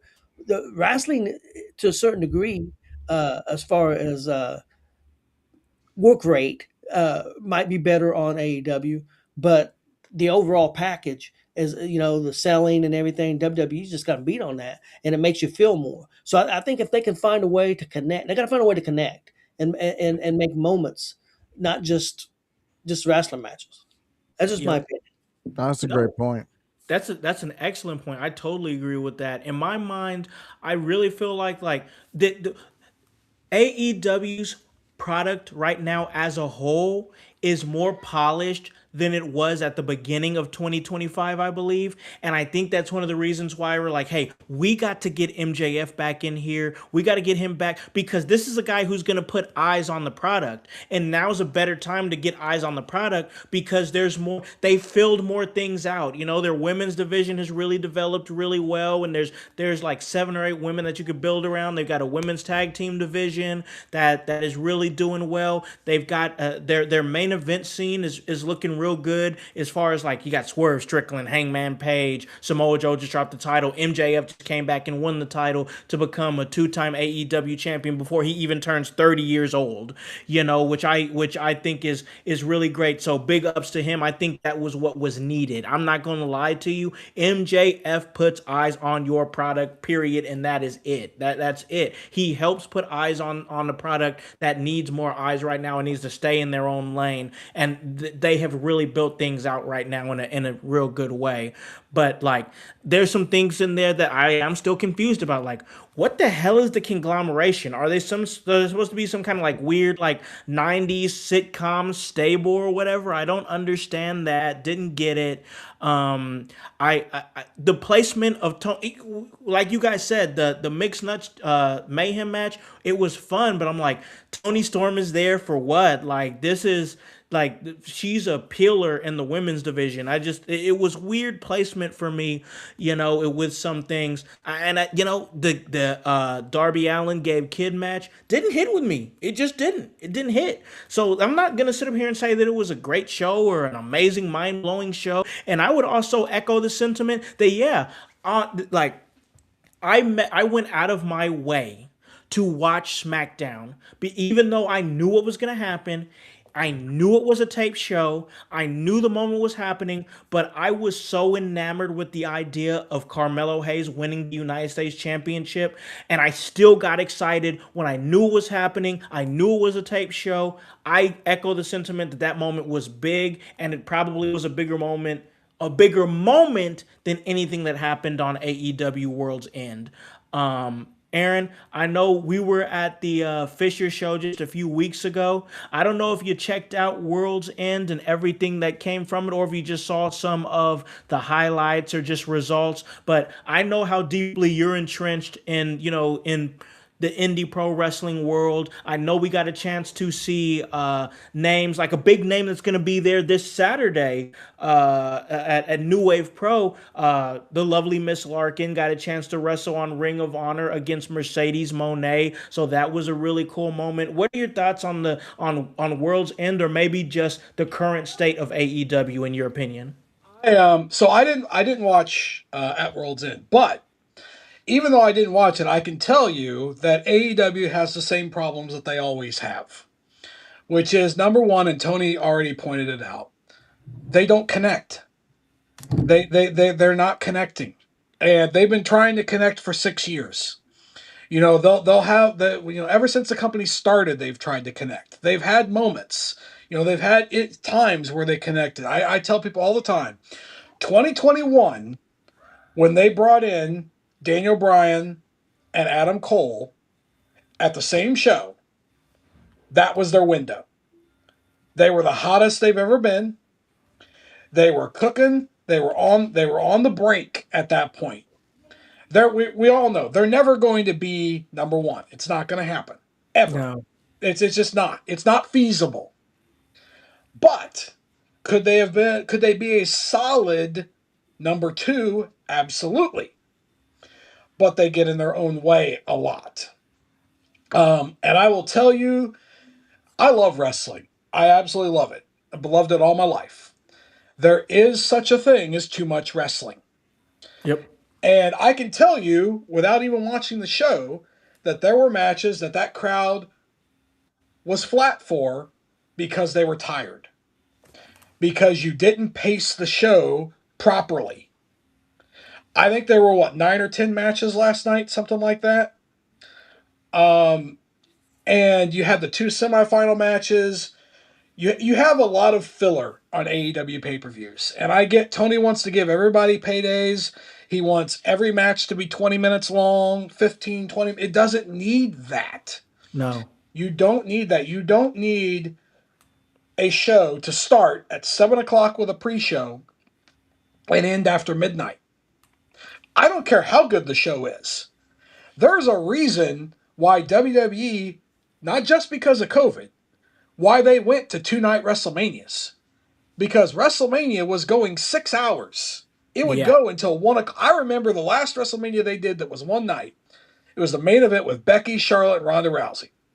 That main event didn't start until like 12:30 in the morning. Oh. And it was almost 1 a.m. when that show ended. And then the next year COVID happens. They do the 2 nights because of COVID. But then they decide, you know what? We're not going back to 1 night. We're just going to keep it 2 nights. And now you've got 2 nights of 3 hours each, 3 to 3.5 hours each, and it's perfect. Yeah. And that's what AEW hasn't figured out. They haven't figured out how to connect, and they haven't figured out how to pace their shows. Their pacing is all off. It is completely off. Like, not kids, I hate to tell you this, not every match has to be a 5-star classic. No.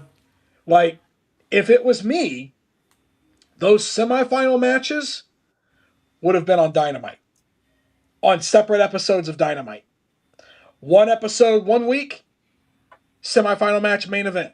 Next week, semifinal match, main event. Mm-hmm. Now you've got the finals at World's End. World's You get End. away Yeah. those two matches. You don't need those two matches. Now you've just got the finals.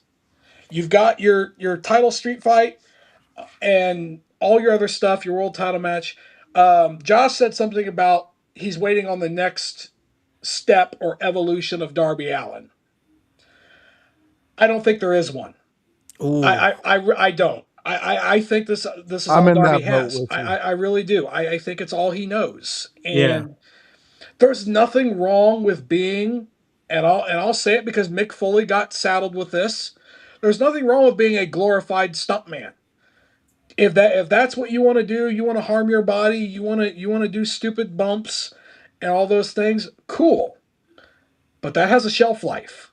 Mm-hmm. And you're not a top guy at that level when you do things like that.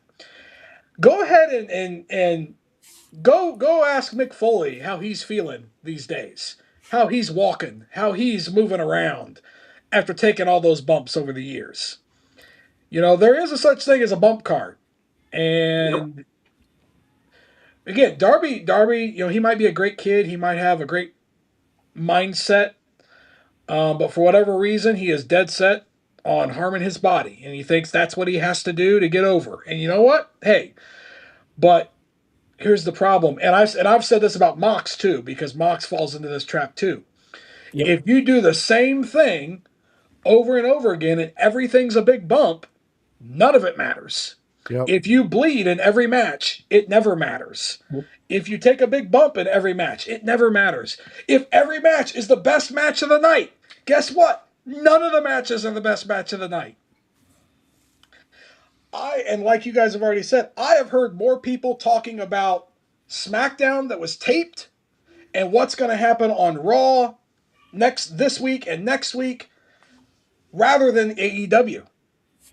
The only reason I knew AEW had a pay-per-view was because it popped up on my feed on Facebook. And I was like, oh, right, that is this weekend. So they've got to figure out, because nothing they do connects. Nobody on that show makes me be like, I have to see that. Yeah. Because I will tell you this, if there was a WWE pay-per-view last night, I'd have went out of my way to watch it. I'd have made sure I was there.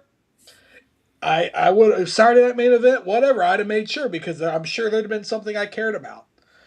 What am I invested in? You're great wrestlers. That's awesome. That's great that you can wrestle. Moves don't matter. Stories sell tickets. Stories Yep. sell tickets. Some of the great, and I've said this on your guys' podcast before, some of the greatest draws in the history of the business, some of the people we consider the greatest of all time, had like 4 moves. You talk about Hogan, Austin, Cena. Now, Cena could have a work rate match if he wanted to. So could Austin. Even Hogan in Japan had work rate matches. Oh yeah. But they didn't have to. Mm-hmm. Because their personality was the draw. AEW has one draw. One guy, in my opinion, that's a draw. Maybe 2. The one for sure that's a draw is MJF. That's your draw. Yep. So putting the title on him, that's good business. The other one I would maybe put in that category because of his personality is Swerve Strickland. Mm-hmm. But beyond that, you've got a lot of really good workers with a lot of talent. But why am I paying to see him? Why do I care? So that's always been my biggest issue with AEW. I'm sure it was a really good in-ring show. Yeah. But as you guys have all said, I didn't even watch it, but as you guys all said, there was nothing memorable. Yeah. You're going to forget. You're going to be like, oh, yeah, I think that was a good match. Yeah. Do you remember anything from it? No. I remember who won. It didn't make me feel anything. Fair. That's their problem. That's where your problem is. Yeah. No, listen, man. I agree with what you are saying. I think that their storytelling is developing, but as far like we all know, as far as storytelling goes, it doesn't take 3 months, 6 months, or even a year. You got in order for a story to be a good story, it needs more than a year. It needs people investing. It needs people in that mindset of, oh my God, I want to see what they're gonna do next. It's like, bro, and just the proof is in the pudding. Me and Voice called for Carmelo Hayes to be United States champion a year ago, and it took a year for it to happen. It didn't look like it was gonna happen, right, Voice? There was No. times when we didn't think it was gonna happen, but they did it. They made it happen. And that one moment resonates with me. It resonates with Voice because it's something that we've been seeing the development of for the last year. I think AEW has a shot. I think they really got a good shot to make some things happen. I think they're telling some better stories than they have in the past. I'm not going to sit up here and say that that was the best damn show in the world for sure. But when I see potential, when I see that there's something that is moving, I'm seeing it, and that's what I'm seeing. I had a lot of fun watching the Continental Classic. I'm having a lot of fun watching the development of their women's division. Once again, nothing's perfect. Not going to sit up here and say that at all, but I definitely like some of where they are going. And I want to talk about this very last thing before we slide out here, call this a really great episode, because I want to talk about something that happened at AEW, but it's not like a story like in ring or like a in character story or anything like that. It was something that happened, development from last month. So there was some ladies who if you guys know the story, you guys know the story. Formerly known as Tegan Knox, I think also Miranda Alizé. They were booked for a match at Ring of Honor in November, and they did not take that opportunity. They felt like that they were in a spot where, like, hey, we can't sit up here and take losses. We had just been on Ring of Honor before as a tag team, and we lost, and you're giving us a situation where we're losing again, and we don't want to do that. So they didn't take the booking, backed out of it, whatever. That's your decision. But the story here for me is these two young women. I want to. If I'm not saying the name right, I apologize, but it's Hyan and then Maya World. And they accepted a last minute squash match in November. They got on the pay per view pre show for World's End in December, and now they have a contract with AEW. And like the negative stuff, whatever. Like I had a tweet that came up that got a little traction because I gave an opinion about the situation, and it's saying that you could have had a whole contract, but instead you thought you were protecting your character. If fumbling the bag was a person, shaking my head. And it got a little traction there, got a lot of reactions there on X, over 8,000 views. That's cool, whatever. The interaction is fine, but it came from a genuine place. And I don't want to be the negative guy, so I'm not going to stay in that realm. But what I do want to say is these two young women who took that opportunity, who got squashed in November, who took the opportunity to be on World's End in December and ended up getting a contract from it. I just think it's so important. I want to get everybody's thoughts before we slide out of here, call this a great episode. I just think it's so important that when you take opportunities like that, when you are readily available, you don't got to get ready because you stayed ready and you're easy to work with and you're talented. I think that it's a great moment. This was a great moment for these two women. It just, in my mind, proves when you are ready to go, when you are coachable, when you are easy to work with, opportunity rises. And I just thought this was a great story from AEW World's End. Voice, what are your thoughts? I just want to get some of your thoughts on that story because I thought it was important to highlight. No, I preach it all the time here. It's called 5 minutes. You Yep. take those 5 minutes, no matter what the 5 minutes are, you take them and you figure out the opportunity. These young ladies did just that. And two other young ladies are now sitting and watching. That hits harder than anything to them. And that's where you got to be, because the other two who said yes to the moment, they are now experiencing not having to chase the contract, not having to chase where am I going to be presented next. Now you got the opportunity, take your next 5 minutes and progress onto there, much like what we're going to do at the Squared Circle Expo. All you others out there think that you're just going to step on there, do your thing. Hi, this is me from Jim Bob's podcast, and I'm here at the Squared Circle. Wait till you see what The Voice does. Wait till you see what IYH does. Wait till you see what we bring to the table. Because I'm telling you right now, all you other promotions that are around me are going to know me, and you're going to figure out you fucked up by not having me on your promotion, for dicking me around. So I hope you enjoy the show, enjoy what we're about to see with these young ladies, and take note 5 minutes matters. It just matters in this industry. It really does, man. It really does. You say it all the time on this show. 5 minutes. I think these young ladies took those 5 minutes, and look what happened. They're Look what happened. fantastic. They got a contract out of it. That is such, to me, that's so cool, man. To me, that's so cool that you were ready for the moment and you benefited from it. You don't get those opportunities don't come around like that, man.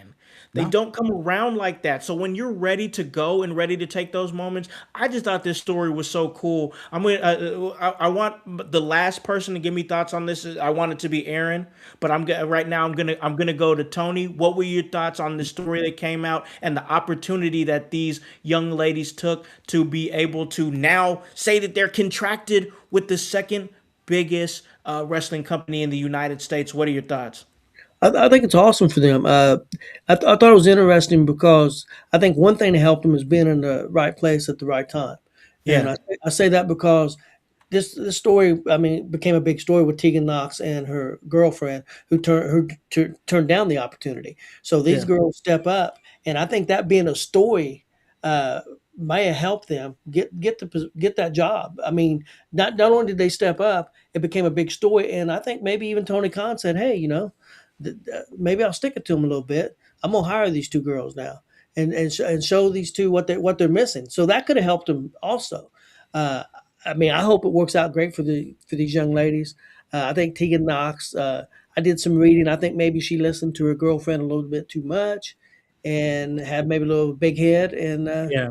made a mistake. You were fired.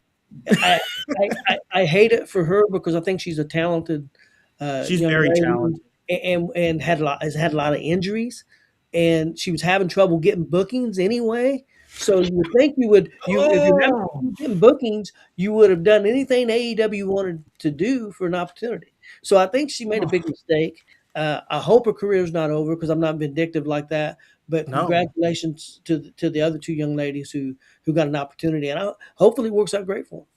Yeah, for sure, for sure. I just, man, and you know what? I don't ever really try to like look at the dirt sheets like that, but I saw a lot of reports that saying she was kind of struggling getting bookings. So like, once again, I don't wish that on nobody. I want everybody in the industry to eat, get work. If you're a decent like she didn't hurt nobody or kill nobody. She made a mistake, you no. know. So I wouldn't be like, oh, I hope you don't get bookings. Like, no, I hope you get booked, you know. But like, it's yeah, it was definitely a situation. But once again, Maya World, high end, happy for them to be able to take that opportunity. Aaron, I wanted to get your thoughts. I wanted to because I know how big of an advocate you are for women's wrestling. We're seeing such a cool boom right now with everything that is going on inside of women's wrestling. The women's tag team division in a lot of different promotions is striving, especially in the top two in the United States.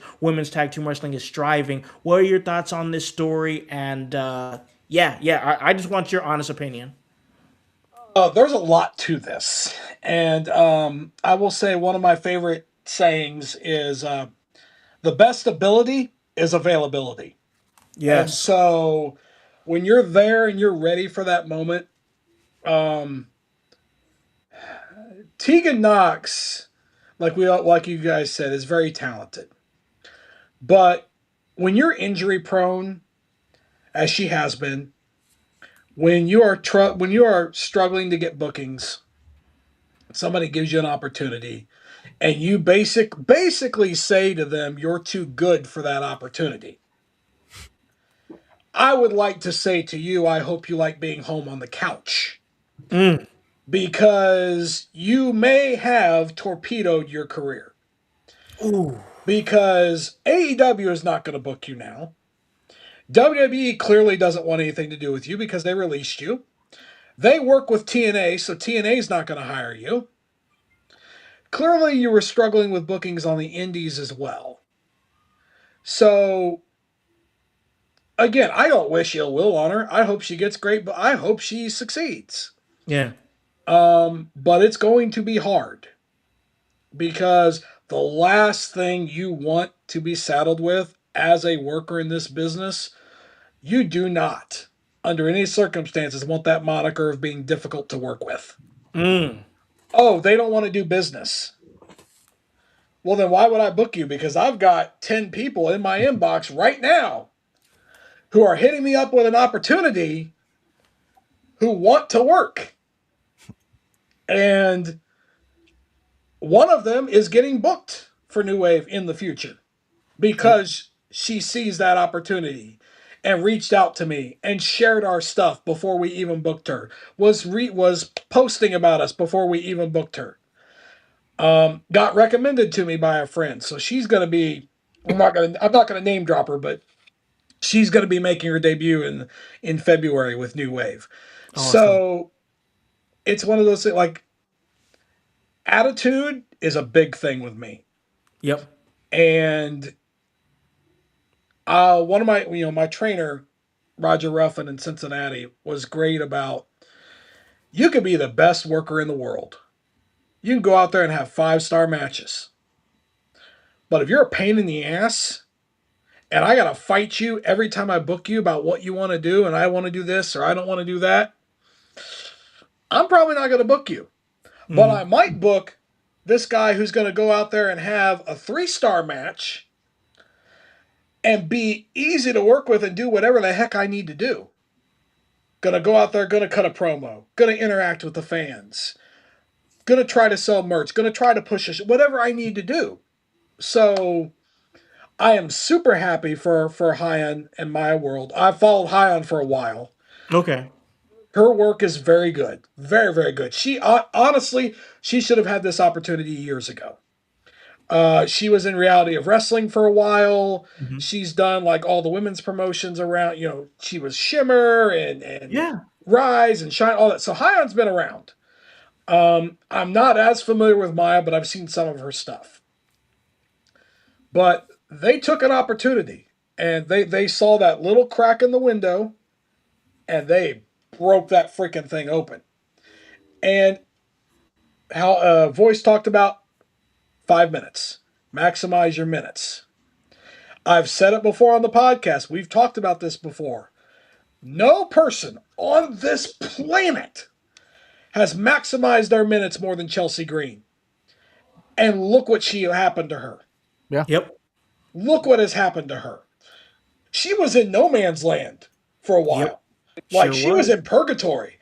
Hell, I would even argue Carmelo Hayes was in purgatory for a little while. But they kept at it. They took advantage of every single opportunity that they had. And they pushed and pushed and pushed. And now they're both U.S. champions. Beautiful. You've got all this talent. There are so many talented people in this business. The last thing you want is for someone to have a second thought. When they're comparing people side by side and you are equally as good as the person beside you, it is inches that separate. It is little things that separate you from getting booked than the other. It could be money. How much money do you want versus how much money they want? Or it could just be as simple as, are you going to do what I need you to do and not fight me on it? Yep. Clearly, those two did it. And Tony Khan was like, here, Merry Christmas. Have a contract. I have given 2 weeks detention instead. I have given Tony Khan and been critical of Tony Khan and AEW, but he did the right thing. Because what that shows is I'm going to reward attitude. I'm Yep. going to reward doing the right thing. You're going to come to me, take a squash match, do whatever I need you to do, not complain, not moan. Now, granted, they are very good workers. They had the personality to get over, and obviously Tony sees something in them. So you have to be able to work. It goes hand in hand. You can't be a terrible worker with a great personality. That does. I mean, good for you. You're a nice guy, but you might suck in the ring. Probably not Yeah. going to get a contract. But in that case, again, if there ever was a case of should we sign him, should we not? Well, look at their attitude, man. They're going to be great from around the locker room. They're going to do whatever we need to do. Boom, done. Have a contract. Thank you for coming. Yeah. No, I just thought it was a great, great Yeah. moment. I really I really appreciated it so much that I wanted to put it on the show and have you guys talk about it. So I thought this was a really great episode. I wanted to have a really good episode for the final Sunday house party of 2025. It was a fun one, man. I appreciate you guys coming on. Voice, I'm gonna give it to you real quick before I give it to our guests. Let them know where they can catch you and everything that you're doing, man. All right, fans. So if you're interested in what you just seen, why don't you join me on Tuesday where me and Kevin Calloway, he is the Chaos Goblin, we talk about Monday Night Raw. We're going to be talking about what the hell's going to happen tomorrow. It's interesting. Yeah. Raw's in an interesting position right now, and we're going to cover it. Me and Kevin Calloway tackle that usually at 6 p.m. on a Tuesday. So come and join us then. And soon, I don't know if it's this week, but it might be the week after, but soon we're going to be back into the swing of things, and we will be back at ECW Watch Along, and that'll be on Wednesday at 6 p.m. So come join me in house for that. When we get back to it, we will be visiting Mikey Whipwreck and Tajiri in the way dance that they had, I believe, at Heatwave 2000. So come and join us there. It's a fun time. It is. Outside of that, Thursday night, AEW, it's Dynamite, Dynamite, Dynamite. Yeah, that's where me and House we're going to talk AEW Dynamite and see what the hell they did the night before. That's on a Thursday at 6 p.m. So come join me in house when we do that. It's a fun time. It's a new show too. We're diving into AEW like we covered WWE. So come join us. It'll be a fun time. A lot of shenanigans go on. So Yeah. IYH Oh has yeah. got it covered. Yeah, we're doing great work, man. I appreciate everything that is being done. And we just had the last show there. We had OG Tony with us, and that's We just a did. perfect pivot to give it to OG Tony. Where can they catch you and everything that you're doing, man? Well, you can catch me pretty much every day of the week, except for this week, of course, with the holidays. But we'll be on Gonzo Sports Room at 2 o'clock on Monday and Tuesday. We'll be talking about NFL and college football quite a bit this week with the bowl games and the Yeah. NFL winding down. So that's on Monday and Tuesday, and then Monday night GWR 6:30. We talk pretty much 95% of it's independent wrestling.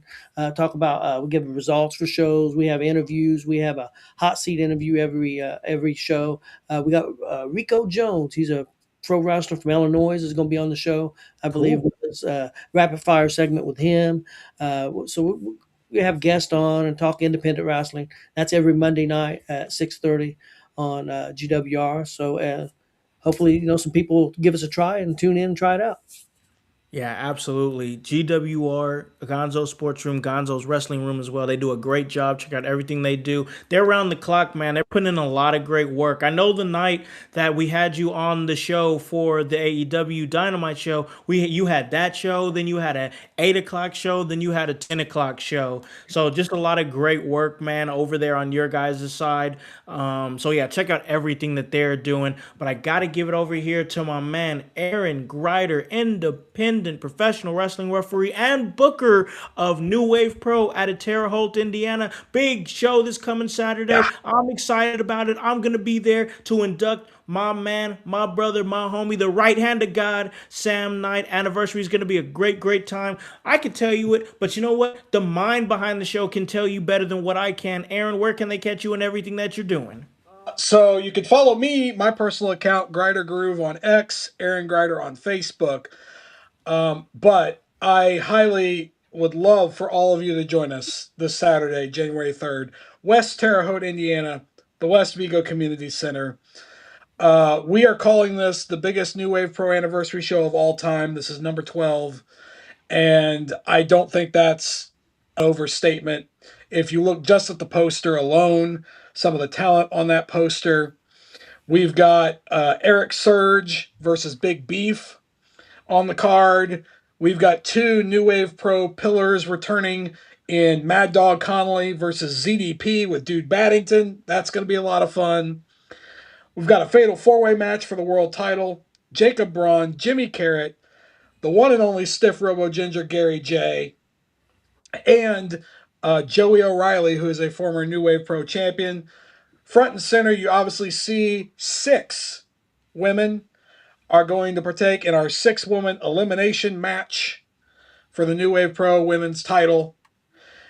Laney Luck, Shaza McKenzie, Lovely Miss Larkin, Blair Onyx, Freya the Slay, and Mackenzie Morgan. 6-way elimination match for the New Wave Pro Women's title, sponsored by our friends at Co-op. The show is sponsored by Big Jack Small Engine Parts and Repair. Tickets are available now. Get your tickets. If you buy your tickets before the show, you get access to see my man Howse over there induct Sam Knight into the Hall of Fame. The only way to get access to the Hall of Fame is to buy your tickets in advance. You must buy your tickets in advance for this show. We have 4, and I count them. They're selling fat. We have 4 VIP front row tickets left. That is it. 4 VIP front row tickets. Get you a meet and greet with all 6 ladies in the main event. Get you poster, t-shirt. You get your picture in the entranceway. And you get great seating for the Hall of Fame to see Howse induct Sam Knight, as well as Kevin Orpert's going to be inducted, Windy Cindy Saints. I have actually seen the plaques that are going to be handed out to the inductees. They look phenomenal. Doors for our VIP open at 3:30. If you buy pre-sale tickets, whether it be second row, front row, or general admission, those doors open at 4 o'clock. Our Hall of Fame gets going at 4:15. General admission doors open at 5 o'clock for everyone who wants to buy their tickets at the door. Those doors open at 5. Bell is at 6. We got 6 fantastic matches. I promise you it will be well worth your money. VIP is $40. We have second row is $20. General admission is $10. If you have a whole family you want to bring, we get a family 5-pack for $40. That's right. Buy 4 tickets, get 1 free.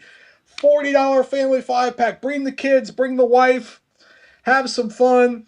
And can I not forget, there might be a little bit of brutality on this show just for you, Voice, because we've got Aaron Williams versus Star Rider. Ooh, part 2, baby. Part 3, actually. Oh, part 3. That's right. That's right. Back the higher ground title. Bring back the higher ground title. And no disqualifications, no countouts, no pinfalls. The only way to win is to make your opponent say, I quit. Oh, It's an I quit match. Star Rider, Aaron Williams for the higher ground title. It's going to be phenomenal. So good. I love that. So good. I know you do. I know you love violence. So, I do. Same. Same. I love it. in a big spotlight, we've got that. You want to see a brawl with a blood feud, we've got that. You want to see some people make their returns, we've got that. And I promise you, because I'm a little bit of a madman, there might be a surprise or two in store. I'm not going to tell you what they are, but you might want to. There might be a couple things that might have the old interwebs talking. And I can't forget this. And Howse, you probably know this, but we are going to be live on IWTV. We are streaming live on IWTV on Saturday. So if you can't make it to West Terre Haute, I hope you can. I would love to see all of you there. I would love to see us pack the place out and make it look amazing for IWTV. But if you can't, we will be live on IWTV. So please join us, tweet about us, follow our pages at New Wave Official on X, New Wave Official on Facebook. Please follow us. It's going to be great. House is going to be there. I'm sure he's going to be looking fly as can be, Yes, ready to sir. induct his brother from another mother and Sam Yes. Knight into the Hall of Fame. And it's going to be a great night. I am so looking forward to it. I will have no hair by the end of the evening, but it is going to be amazing. It is going to be one of our biggest shows of all time, which is why my blood pressure is so high, and it's going to be amazing. Can't wait. Oh man, I tell you, I am excited for what is going to be a great night. You guys heard it here first. It is going to be live on IWTV. So check out what is going to be a great night of wrestling. They do a great job there at New Wave Pro. Man, I tell you, Terre Haute, Indiana has been such a great place for my career over the time that I've been in the wrestling industry. And it's so great to be back and be part of such an amazing show that they're going to do this coming Saturday. So, yeah.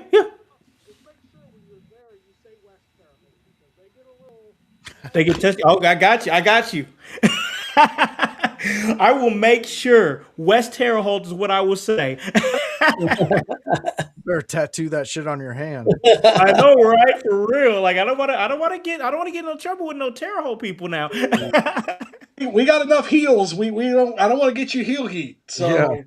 So what? Yeah, the West Terre Haute, Indiana, is where it is. Yeah, they have a particular little fondness for being called West Terre Haute. So Hey, if we'll, that's what they we'll let them have like, it. We'll let them have bring it, brother. Yeah, West Terre Haute, Indiana. Check out everything that they're doing this Saturday. Big show. A lot of great talent that's going to be there. I'm going to be there calling the action. Hopefully, getting a few interviews for In Your House. I'm already kind of jumping in some people's inboxes and stuff. And like, hey, can I get about 10-15 minutes of your time for the podcast? So just trying to make this event as great as possible. And I wanted to make this specific episode of In Your House as great as possible. We did that with the voice Josh Joseph, and we did that with some great guests. OG Tony Gonzalez from Gonzo Sports Room, Gonzo Wrestling Room, and Aaron Grider, professional wrestling referee and booker of New Wave Pro from West